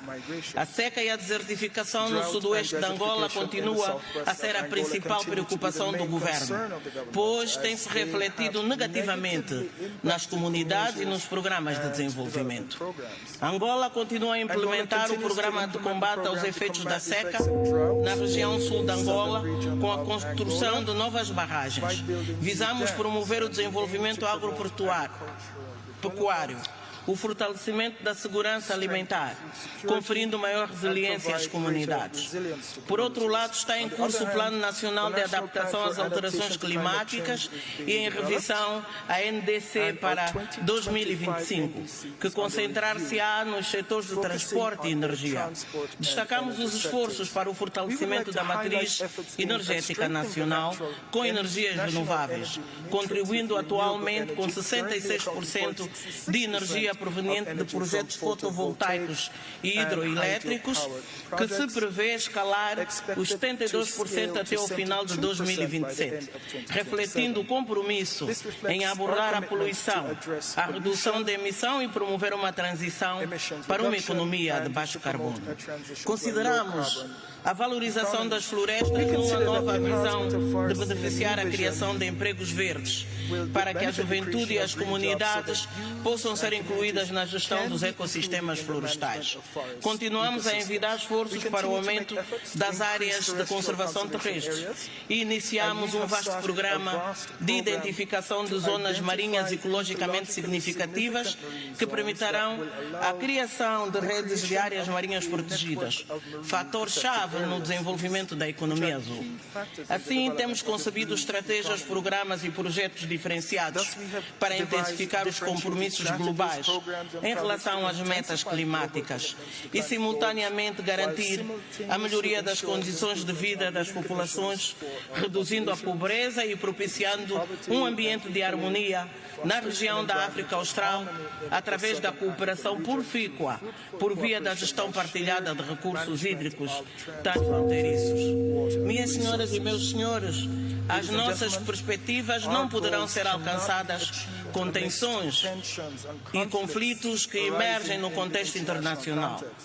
Precisamos de aumentar os nossos compromissos com a estabilidade e com o Pacto do Futuro que queremos, adotado recentemente na Cimeira das Nações Unidas, para construirmos um futuro melhor, reduzirmos a crise climática, a fome e a pobreza, promovendo a melhoria dos sistemas alimentares, a economia de baixas emissões, a equidade de género, a educação, a inovação e a paz, como novas decisões e legado às novas gerações. Muito obrigada pela vossa atenção.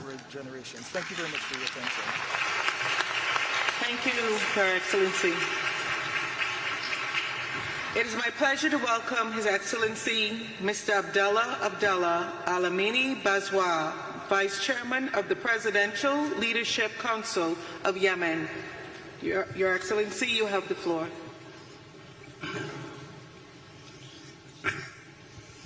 فخامة الرئيس إلهام علييف رئيس جمهورية أذربيجان، أصحاب الفخامة والسيادة والسمو رؤساء الدول والحكومات، السيد الأمين العام للأمم المتحدة، السيدات والسادة، السلام عليكم ورحمة الله وبركاته.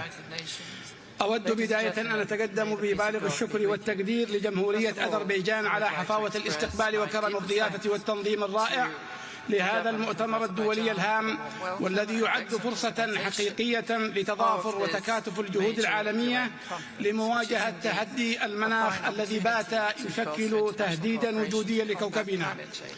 إننا نجتمع اليوم في مدينة باكو حاملين هموم كوكبنا على أكتافنا، هموم تتجاوز الحدود والجنسيات لتجمعنا جميعا تحت سقف واحد، سقف الحفاظ على هذا الكوكب الذي هو موطننا المشترك. ولن أسترسل في توصيف المخاطر العالمية للتغيرات المناخية بعد أن أشار إليها الكثيرون من على هذا المنبر الدولي الرفيع، لكني سأتناول الموضوع من ناحية تأثر بلدي اليمن بهذه التغيرات المناخية.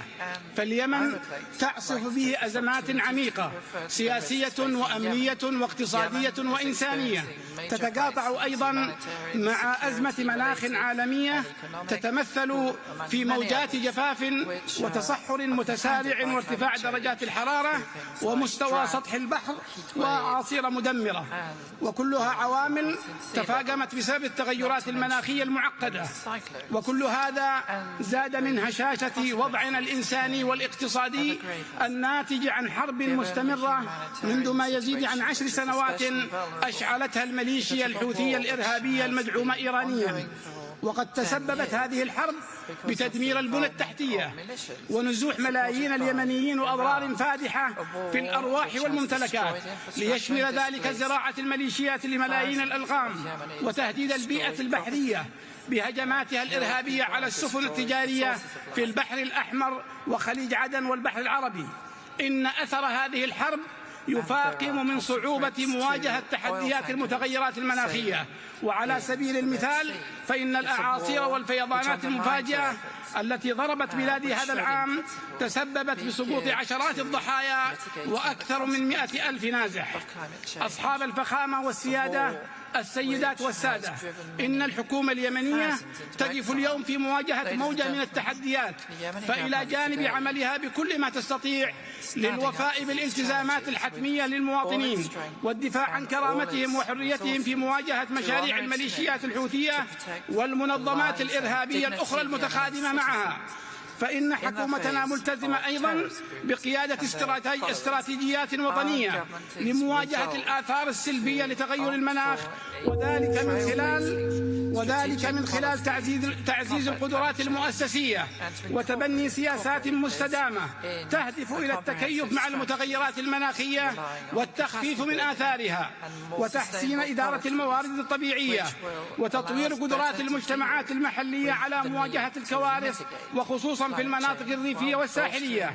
وهو جهد يعكس إيماننا الكامل بأن الاستثمار في المناخ هو استثمار في المستقبل، استثمار في السلام والاستقرار والاستدامة.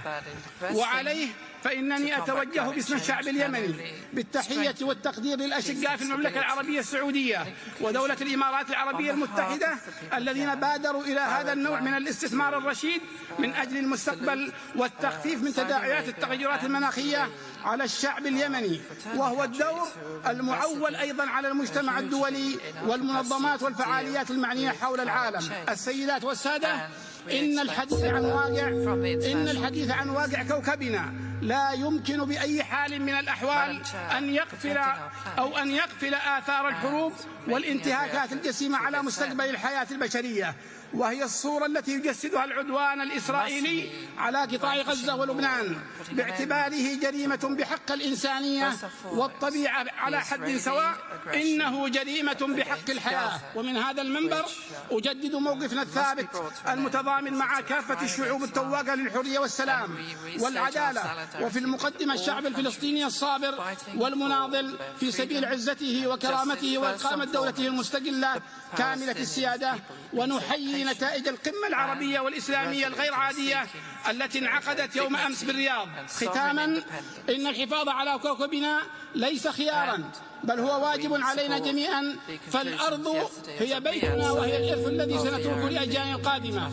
إننا نؤمن بأن مواجهة هذه التحديات يتطلب تعاونا دوليا واسعا وجادا، فمواجهة تلك التحديات ليس مجرد استثمار في الحاضر بل هو استثمار في مستقبلنا المشترك.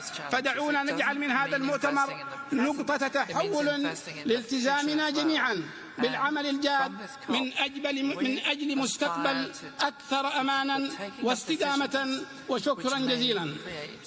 a transition to a better, Thank you, Your Excellency. stable and prosperous.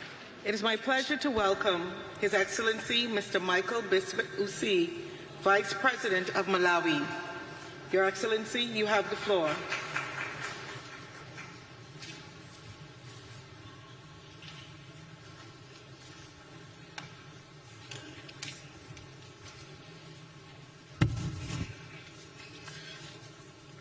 Madam Chair, Your Excellencies, I bring to you greetings from the President of the Republic of Malawi, Dr. Lazarus Makafe Chakwera, and the people of Malawi.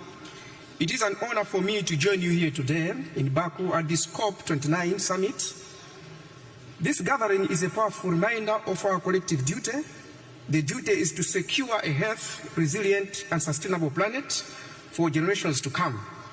Your Excellencies, I'm also profoundly honored that at this conference I am wearing two hats, representing my country, Malawi, as well as the voices of 45 other nations in the least developed countries group. Excellencies, in Malawi, the climate change is not a distant abstraction. We see its effects firsthand, and we feel its impact each day. Devastating floods, prolonged droughts, and unpredictable weather patterns continue to disrupt lives, destabilize livelihoods, and threaten the well-being of future generations. For a country like Malawi, the consequences are not only economic, but also deeply inhumane. The catastrophe comprises food security, public health, and infrastructure development, exacerbates poverty, and undermines our hard-won development gains. However, in all these hardships and obstacles we are facing, Malawi remains steadfast in its commitment to climate action. Yes, as we said, we are a small country with a big heart, the big heart to surmount our hardships. Through our national determined contributions, we have committed to ambitious targets for reducing greenhouse gas emissions, enhancing climate resilience, and transitioning to sustainable energy sources. Yes, with adequate resources and partnerships, we believe these targets can transform our communities, strengthen food security, and empower our people to thrive in the face of climate changes. Your Excellencies, like I said earlier, that I am also speaking on behalf of all least developed countries, I would like to make the voice louder that the hour for change is now.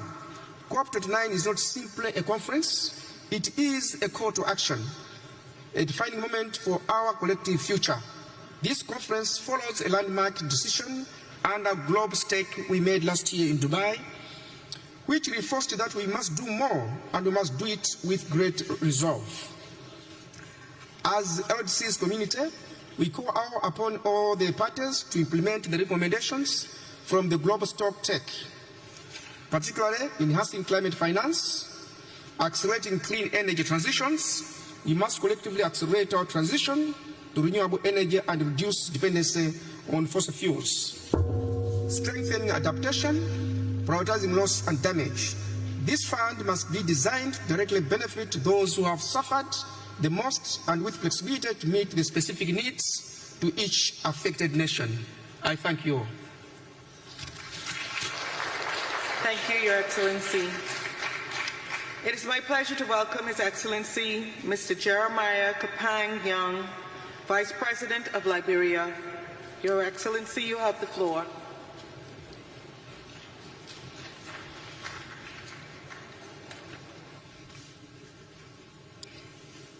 Madam President, Excellency, distinguished ladies and gentlemen, Liberia congratulates the government and people of Azerbaijan for assuming the presidency of COP29 and the warmest hospitality accorded us. I bring you greetings from Excellency Joseph Yuma Boakai, Senior President of the Republic of Liberia.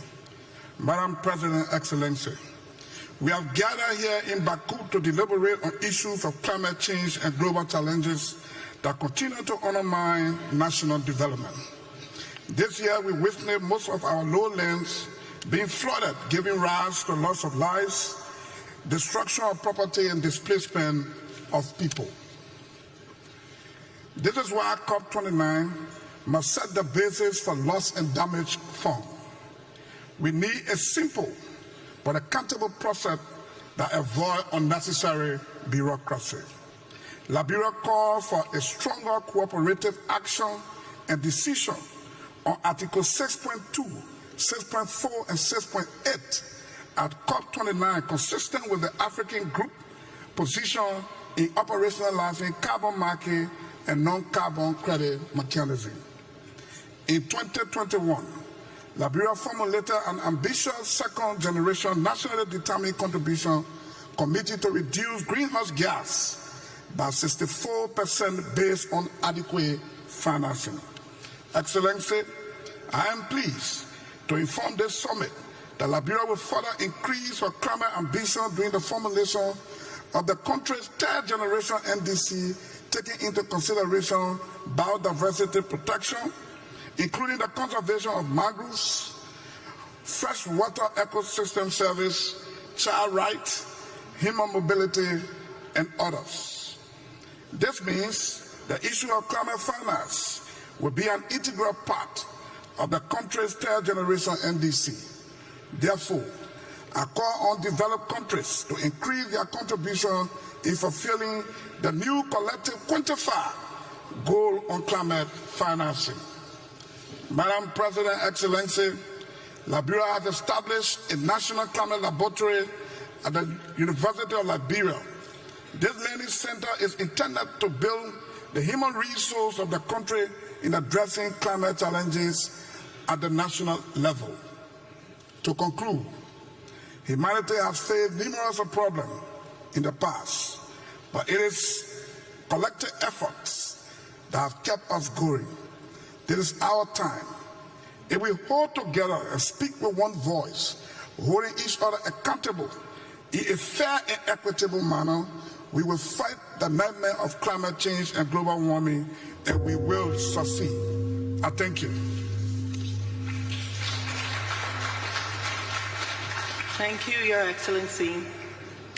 It is my pleasure to welcome His Excellency, Mr. Prosper Bazuma Banza, Vice President of Burundi. Your Excellency, you have the floor.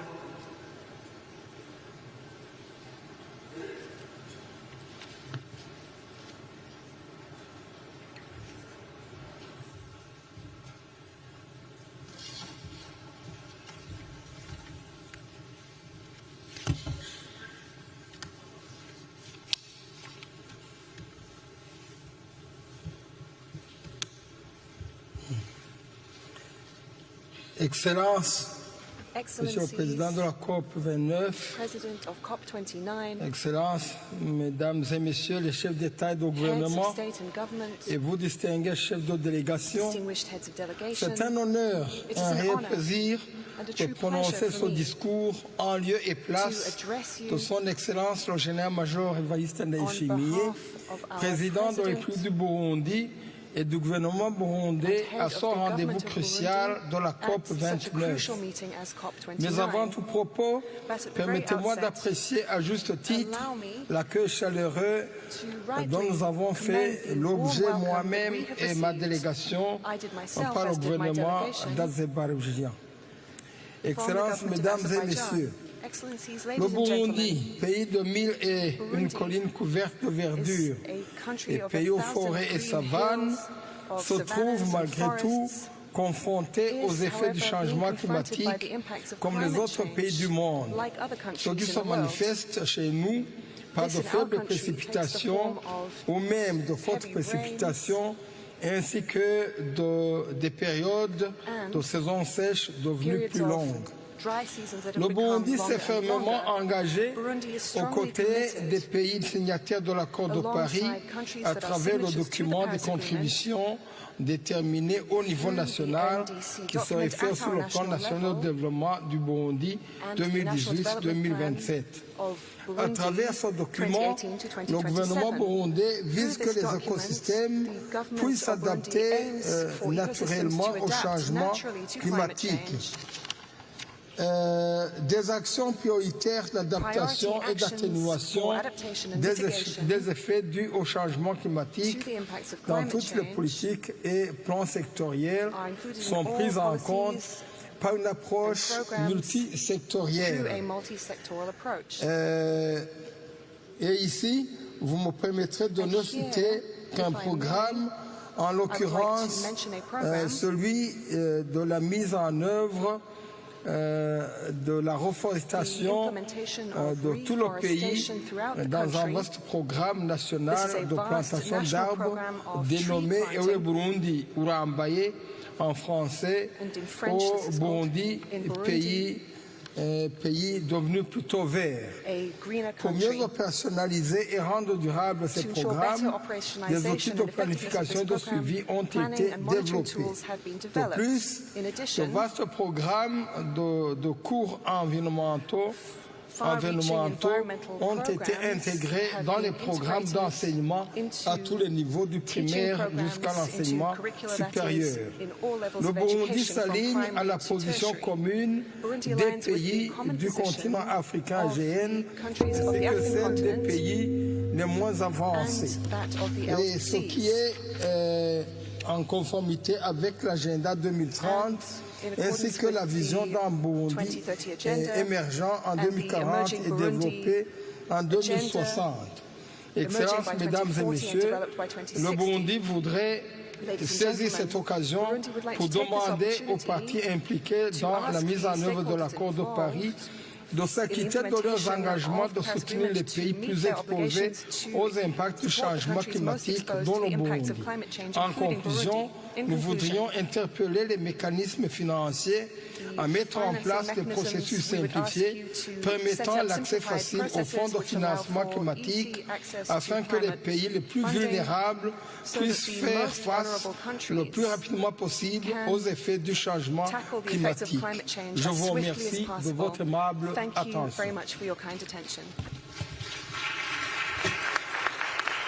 Thank you, Your Excellency. It is my pleasure to welcome His Excellency Mr. Pedro Sanchez Perez Caston, President of the Government of Spain. Your Excellency, you have the floor.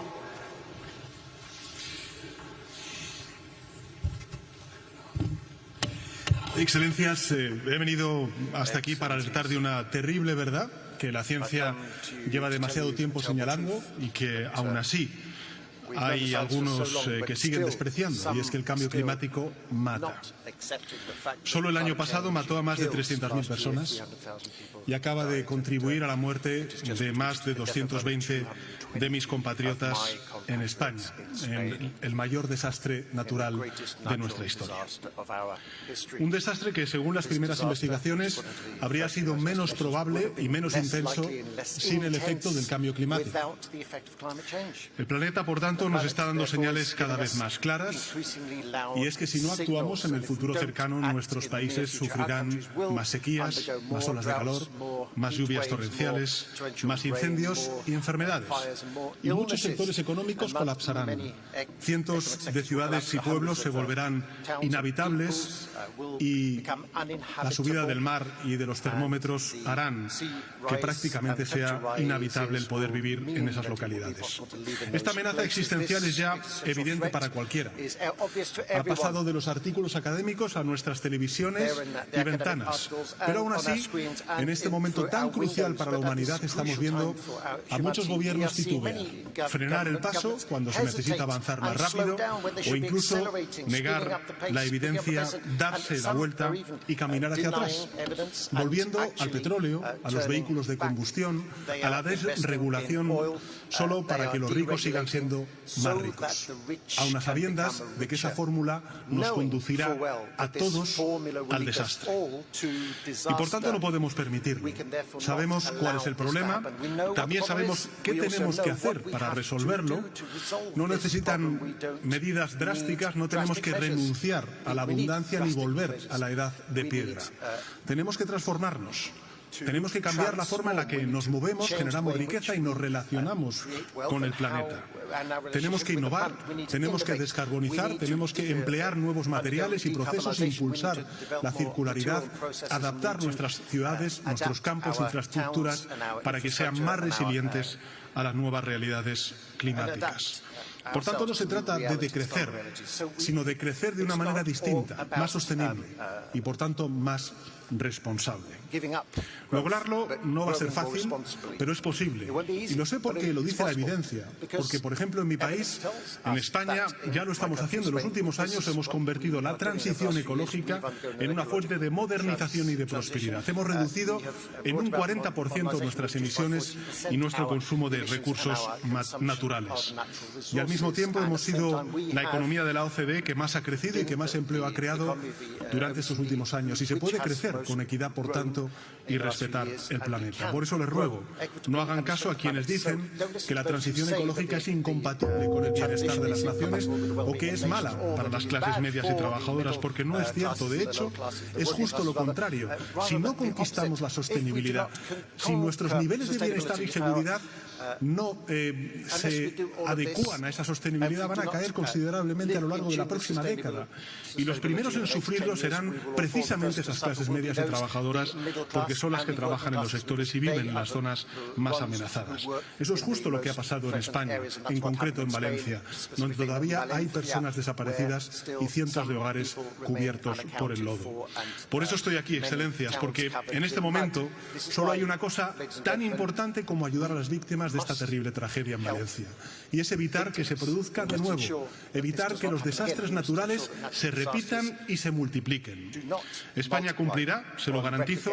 Vamos a seguir transformándonos para hacer que antes de 2050 seamos una sociedad neutra en carbono y respetuosa con los límites medioambientales, pero de poco servirá si solo lo hacemos unos y no todos, porque el planeta tiene una sola atmósfera y todos sus patrones climáticos están interconectados.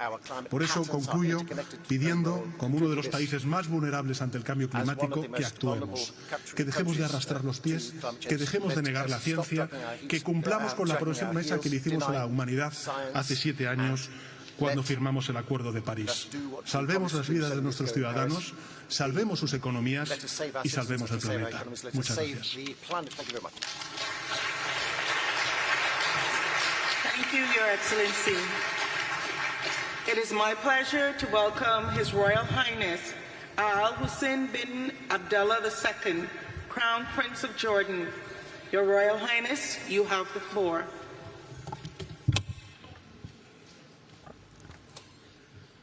Bismillah ar-Rahman ar-Rahim. In the name of Allah, on behalf of Jordan, I thank His Excellency, President Ilham Aliyev, and the people and government of Azerbaijan for hosting this important summit. We have gathered here under the banner of solidarity, the family of nations joining as one to protect the planet we share. We all know that without common action, we are destined to fall short. Yet, we meet at a moment when faith in our ability to stand together is broken. When global norms, including the UN Charter and the Geneva Conventions, are being flouted with impunity. When trust in the international community to stand up for its own values has collapsed.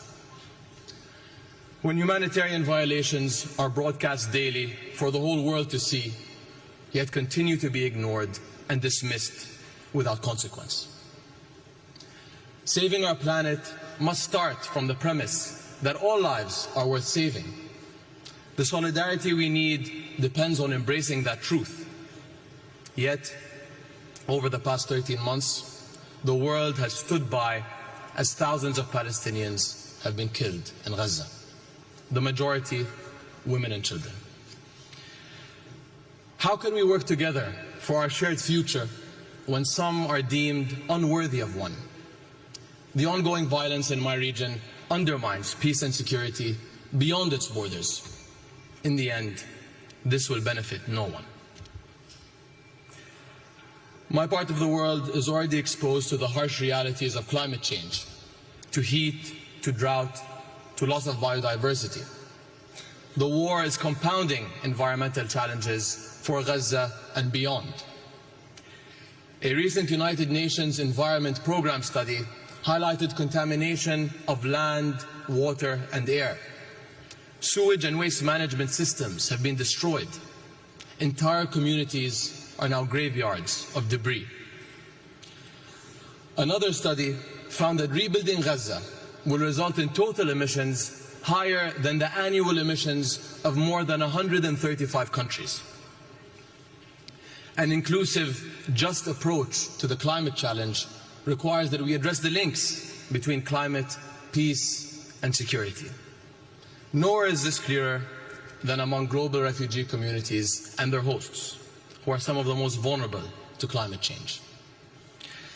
During COP29, His Majesty King Abdullah II launched the Global Climate Refugee Nexus Initiative. 58 countries have signed on to date, and we invite others to join. 1 in every 3 people living in Jordan is a refugee, and our infrastructure is feeling the strain. We face rising demand on stressed resources and services, including water, health, and education. And while we in Jordan have made significant strides in clean energy, water conservation, and climate-smart agriculture, these efforts are not enough. We need to rally communities around climate action and secure a better future for our youth and generations to come. In my country, we are implementing climate policies while grappling with the impacts of conflict. Yet, we can't solve these twin crises alone. As our summit works towards a new collective quantified goal, we must prioritize refugee hosting countries, especially those in climate hotspots, and ensure that global climate financing mechanisms uphold accountability and transparency for all. Just as urgently, we must rebuild trust in the international community itself and acknowledge past failures. Our inability to collectively do what is right is turning us into passive observers, fully aware yet unwilling to act. As His Majesty King Abdullah has said, no one is a bystander in the fight for life on Earth. That means fighting against climate change, fighting for peace, and fighting to alleviate human suffering together, because every life is worth fighting for. Thank you. Thank you, Your Excellency. It is my pleasure to welcome Her Excellency Ms. Mia Amour Mortley, Prime Minister of Barbados. Your Excellency, you have the floor. Thank you very much, Your Excellencies. It is fitting that this 29th COP should take place here in this beautiful city of Bakú, standing as it does the sentinel between East and West, between the global North and the global South, a bridge between the ancient, the modern, and indeed the future, with the majestic Caucasus Mountains behind us, reminding us of the heights that we must now scale in order to be successful in this process. We are in the midst of a climate crisis. We are in a season of superlatives. And the reality is that these extreme weather events that the world is facing daily suggest that humanity and the planet are hurtling towards catastrophe. The extreme weather requires from us a serious commitment at this COP with respect to new collective quantified goals that enable us to reverse the current trajectory and to fund mitigation, adaptation, and of course loss and damage. This commitment must encompass 7 critical elements. 1, the proper capitalization of the Loss and Damage Fund, and indeed the capitalization of the dedicated SIDS window in the GEF's Special Climate Change Fund. The latter remains unfunded, and the first underfunded. The reality is that the Loss and Damage Fund has only attracted $700 million, and this is despite the numerous crises besetting small island developing states, and indeed in our own region, Hurricane Beryl, which has caused serious damage to countries from housing to public infrastructure, and indeed from agriculture to fisheries in my own country. Secondly, proper capitalization of developing countries must also include and have access to cheaper, longer-term capital in circumstances where they can scale up investments for adaptation. Thirdly, the economic noose of tightening the fiscal space must be loosened by adopting the principles, in our view, of Bridgetown Initiative 3.0 through the delivery of urgently needed financial reforms. We must change the rules of the game, shock-proof vulnerable economies, and indeed review debt sustainability while at the same time augmenting resources. Fourthly, rich countries must deliver on their commitments.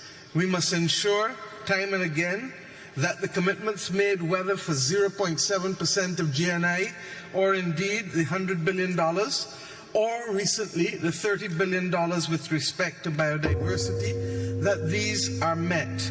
We must have transparency and accountability on the part of everyone. Fifthly, we must agree in principle that developed countries and carbon producers can, in fact, along with others who are willing, help us find new money to augment the resources. We accept that the current commitments with public money may not be sufficient, and therefore we need to consider levies, as the Global Solidarity Levies Committee and Coalition is seeking to do. If we put a $5 per ton on CO2 for fossil fuel extraction, we can raise $210 billion a year. If we put $100 per ton on CO2 for shipping, we can raise in excess of $80 billion a year. And we've not addressed aviation or indeed the elephant in the room, a 0.1% levy on all bonds and stocks that can raise us in excess of $400 billion. Sixthly, we need to deal with methane. Methane is responsible for 45% of current global warming and is 80 times as devilish as CO2 with respect to warming the planet. This makes mitigation of methane the most effective way to slow the rate of warming in our world. And I trust and pray that we can have a global methane agreement, as Pope Francis led the call earlier this year for us to see a parallel track to decarbonization. Finally, we need high-integrity carbon markets to ensure that there is fairness, and that we need a universal carbon pricing mechanism to remove the disparity between countries in the north and south. My friends, every COP must make progress irrespective of the geopolitical dynamics. There is an urgent need to reform this COP process, and I hope that we can meet that as we go forward.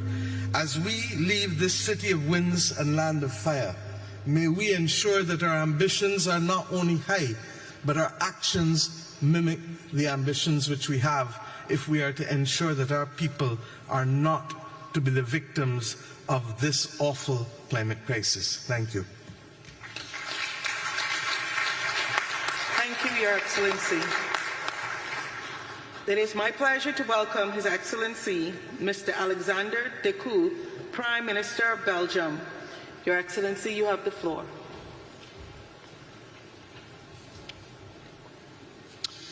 Madam President, dear colleagues, this is not a time to falter.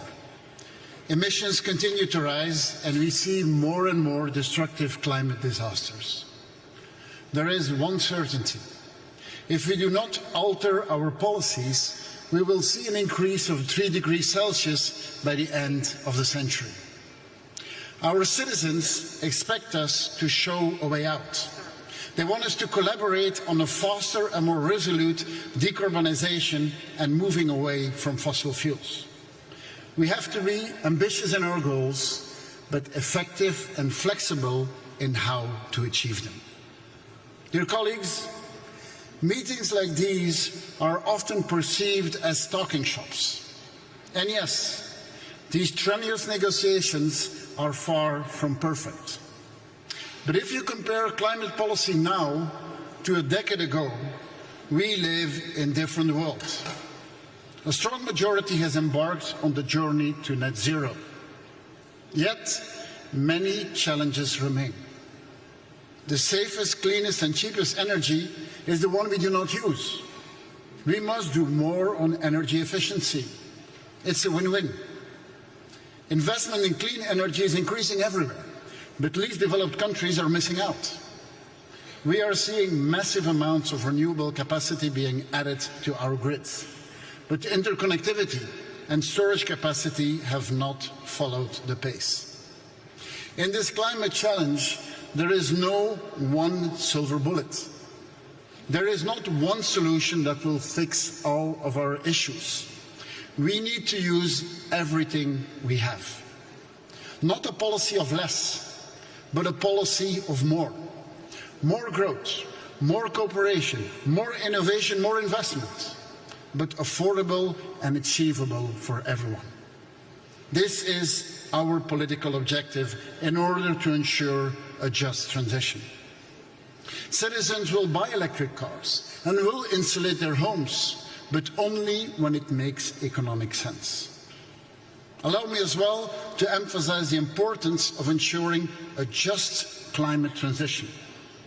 Global competition needs to be fair. In this regard, Belgium and the EU will redouble efforts to strengthen the competitiveness and the sustainability of our economy. A just transition also matters domestically, as a transition for our economies should leave no one behind and should ensure the creation of high-quality jobs. Ladies and gentlemen, let us turn to the objectives for COP29. First, this must be the enabling COP.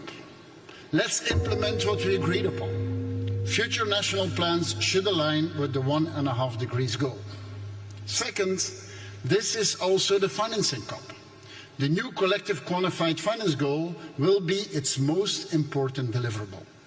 In reaching this goal, we should prioritize the needs of the least developed and the most vulnerable countries. And only when we mobilize private actors, we will reach the trillions of investments that are needed globally. Dear colleagues, Belgium has doubled its climate finance, given mostly in grants and focused on the least developed countries. On top of this, thanks to public guarantees, we mobilized an additional €500 million to developing countries. Belgium is also an adaptation champion. We have to redouble our efforts in adaptation to reduce the impact of climate change on planet and people. Adaptation is absolutely crucial to convince our citizens that we can make a difference in their lives and ensure their safety. Ladies and gentlemen, humanity could easily despair and lose hope. We could also lose ourselves in the complexity and the impossibility of the task at hand. However, we should find inspiration in what we have achieved so far. Let's create a context where these solutions become accessible to everyone. Only then COP29 will be a success. Let's make this happen. I thank you. Thank you, Your Excellency. It is my pleasure to welcome His Excellency Sir Keir Starmer, Prime Minister of the United Kingdom of Great Britain and Northern Ireland. Your Excellency, you have the floor. Thank you very much. The United Kingdom is determined to stand alongside those countries on the front line of the climate crisis today and to seize the opportunities of tomorrow.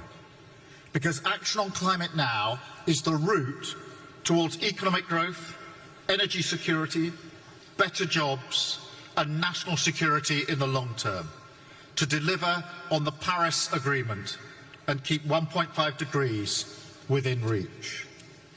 In the first 100 days of my government, we launched Great British Energy to create clean British power. We created a national wealth fund to invest in the green industries and jobs of the future. We scrapped the ban on onshore wind, committed to no new North Sea oil and gas licences, and closed the UK's final coal power plant at the end of September, becoming the first G7 economy to phase out coal power, in line with the international agreement at COP28 to transition from fossil fuels. and the UK's ambitious goal to be the first major economy to deliver clean power by 2030. Today, I can confirm 3 months ahead of the deadline the UK's 2035 international target, our nationally determined contribution to reduce all greenhouse gas emissions by at least 81% on 1990 levels, aligned with 1.5 degrees. And we urge all parties to come forward with ambitious targets of their own, as we all agreed at the last COP. We will work in partnership to support other countries to develop their own commitments and transition through our forthcoming Global Clean Power Alliance. And finance will be its first focus. We will honour the commitment made by the previous government to provide £11.6 billion of climate finance between April 2021 and March 2026. But we must use public finance as a multiplier to unlock much more private investment and reform our international financial institutions. Today we launched the new CIF capital market mechanism listed on the London Stock Exchange with the potential to mobilise up to $75 billion in additional climate capital for developing countries over the next decade, putting the UK's role as a global financial centre at the service of driving the green finance and green energy transitions.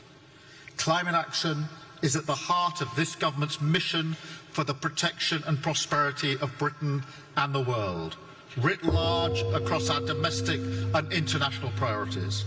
We are taking the urgent action needed to protect our planet and its people. Thank you very much. Thank you, Your Excellency. It is my pleasure to welcome His Excellency Mr. Viktor Orbán, Prime Minister of Hungary. Your Excellency, you have the floor.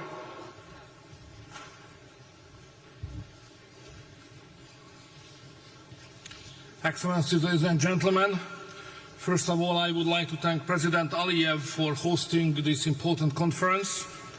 Azerbaijan is a key partner for Europe in reaching our climate goals, making it the ideal place to host today's conference.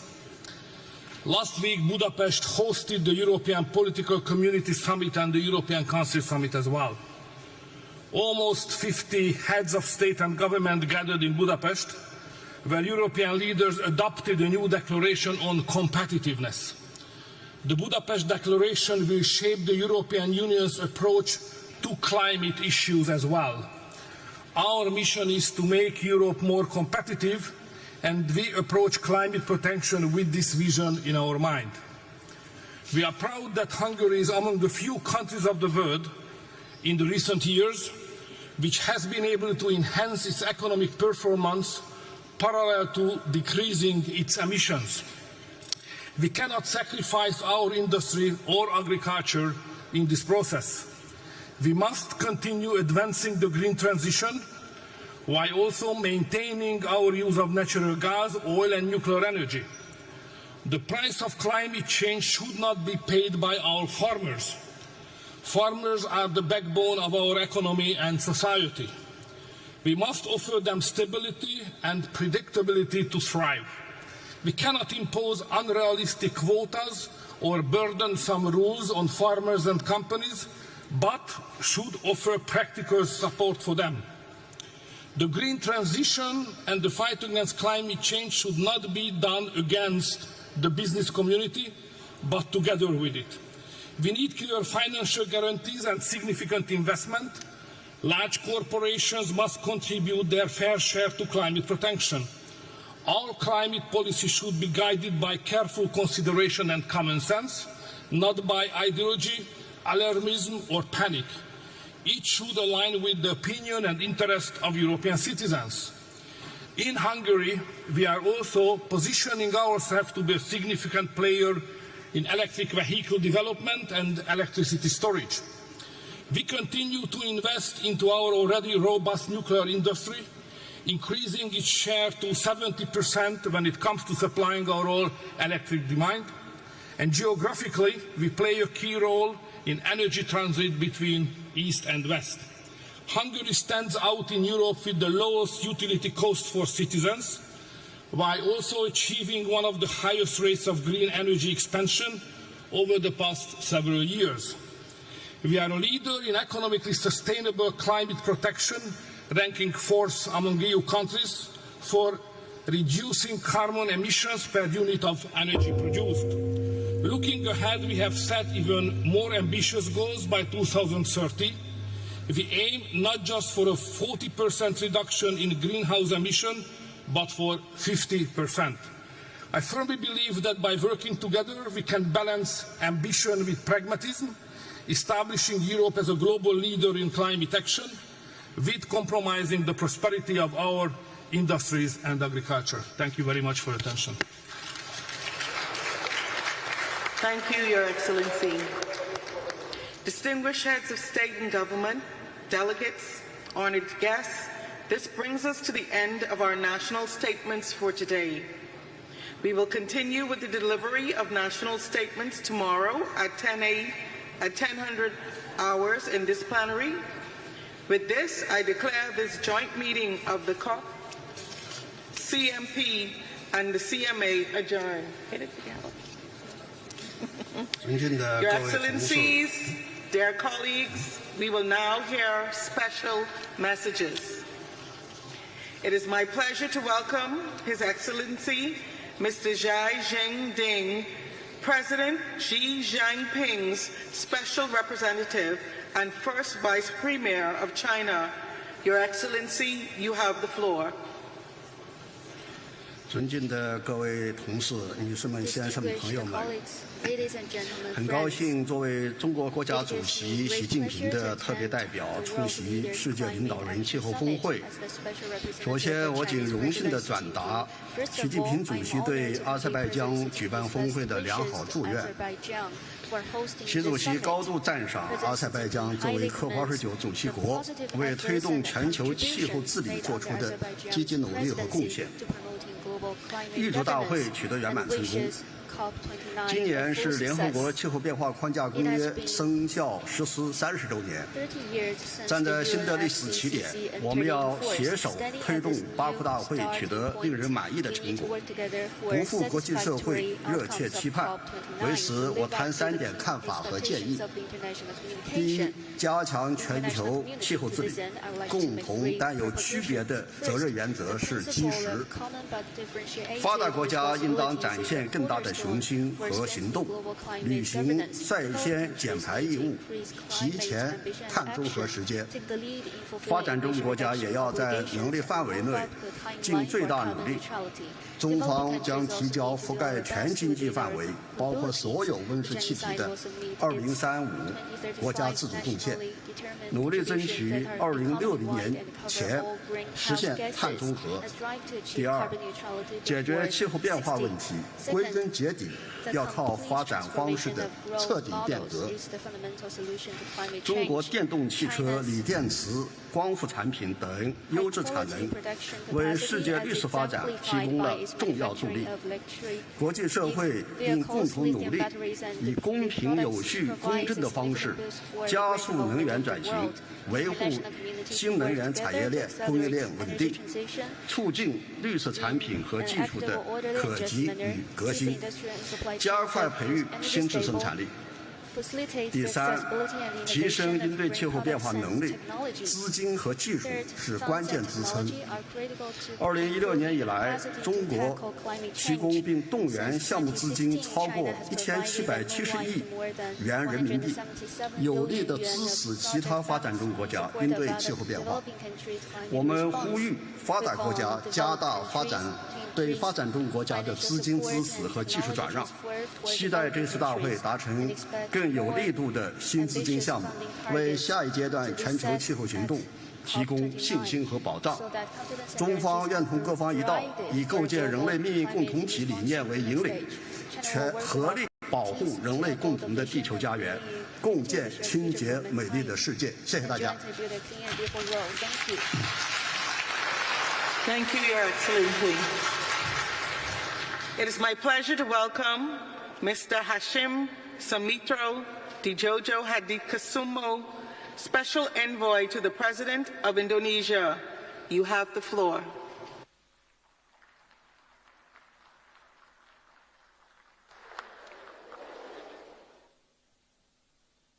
I am representing my President, Prabowo Subianto, who unfortunately cannot attend this important event due to prior commitments. He promises to enhance Indonesia's climate action and continue the policies set out by his predecessors. President Prabowo envisions economic growth beyond 8% per year and ensures green, resilient, and inclusive development for all of our people. This vision determines our ambition to reduce greenhouse gas emissions towards net zero by 2060 or sooner, and avoiding 1 billion tons of carbon dioxide emissions. We are shifting from fossil fuel-based to renewable-based development with 75% of additional power generation capacity. 70,000 kilometers of smart transmission lines will be constructed to transmit energy across Indonesia's main and most populous islands. Indonesia will also develop a green smart grid, adding 42 gigawatts of wind and solar power, tripling energy capacity totaling 75 gigawatts. Affordable clean energy will be provided to accelerate growth, create more jobs, ensure food security, and alleviate poverty for the people's prosperity, while balancing growth with environmental sustainability. We will commence to reforest more than 12 million hectares of severely degraded forests over time, revitalize degraded land to increase food production, protect our oceans for a prosperous blue economy, and empower our local communities for climate resilience and quality green jobs.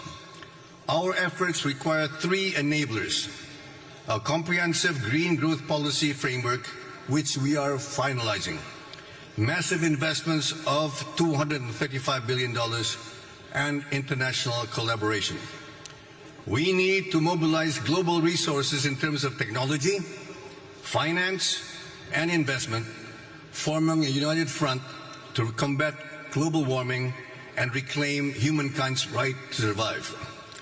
Indonesia is indeed blessed with extensive saline aquifers, which offer nearly 500 gigatons of carbon capture and storage capacity. Several multinational companies have expressed high interest in such multi-billion-dollar projects. We further commit to developing a robust carbon market, starting with optimizing Indonesia's 557 million tons of verified carbon credits. We must work together to provide a better future for next generations. Thank you very much. Thank you.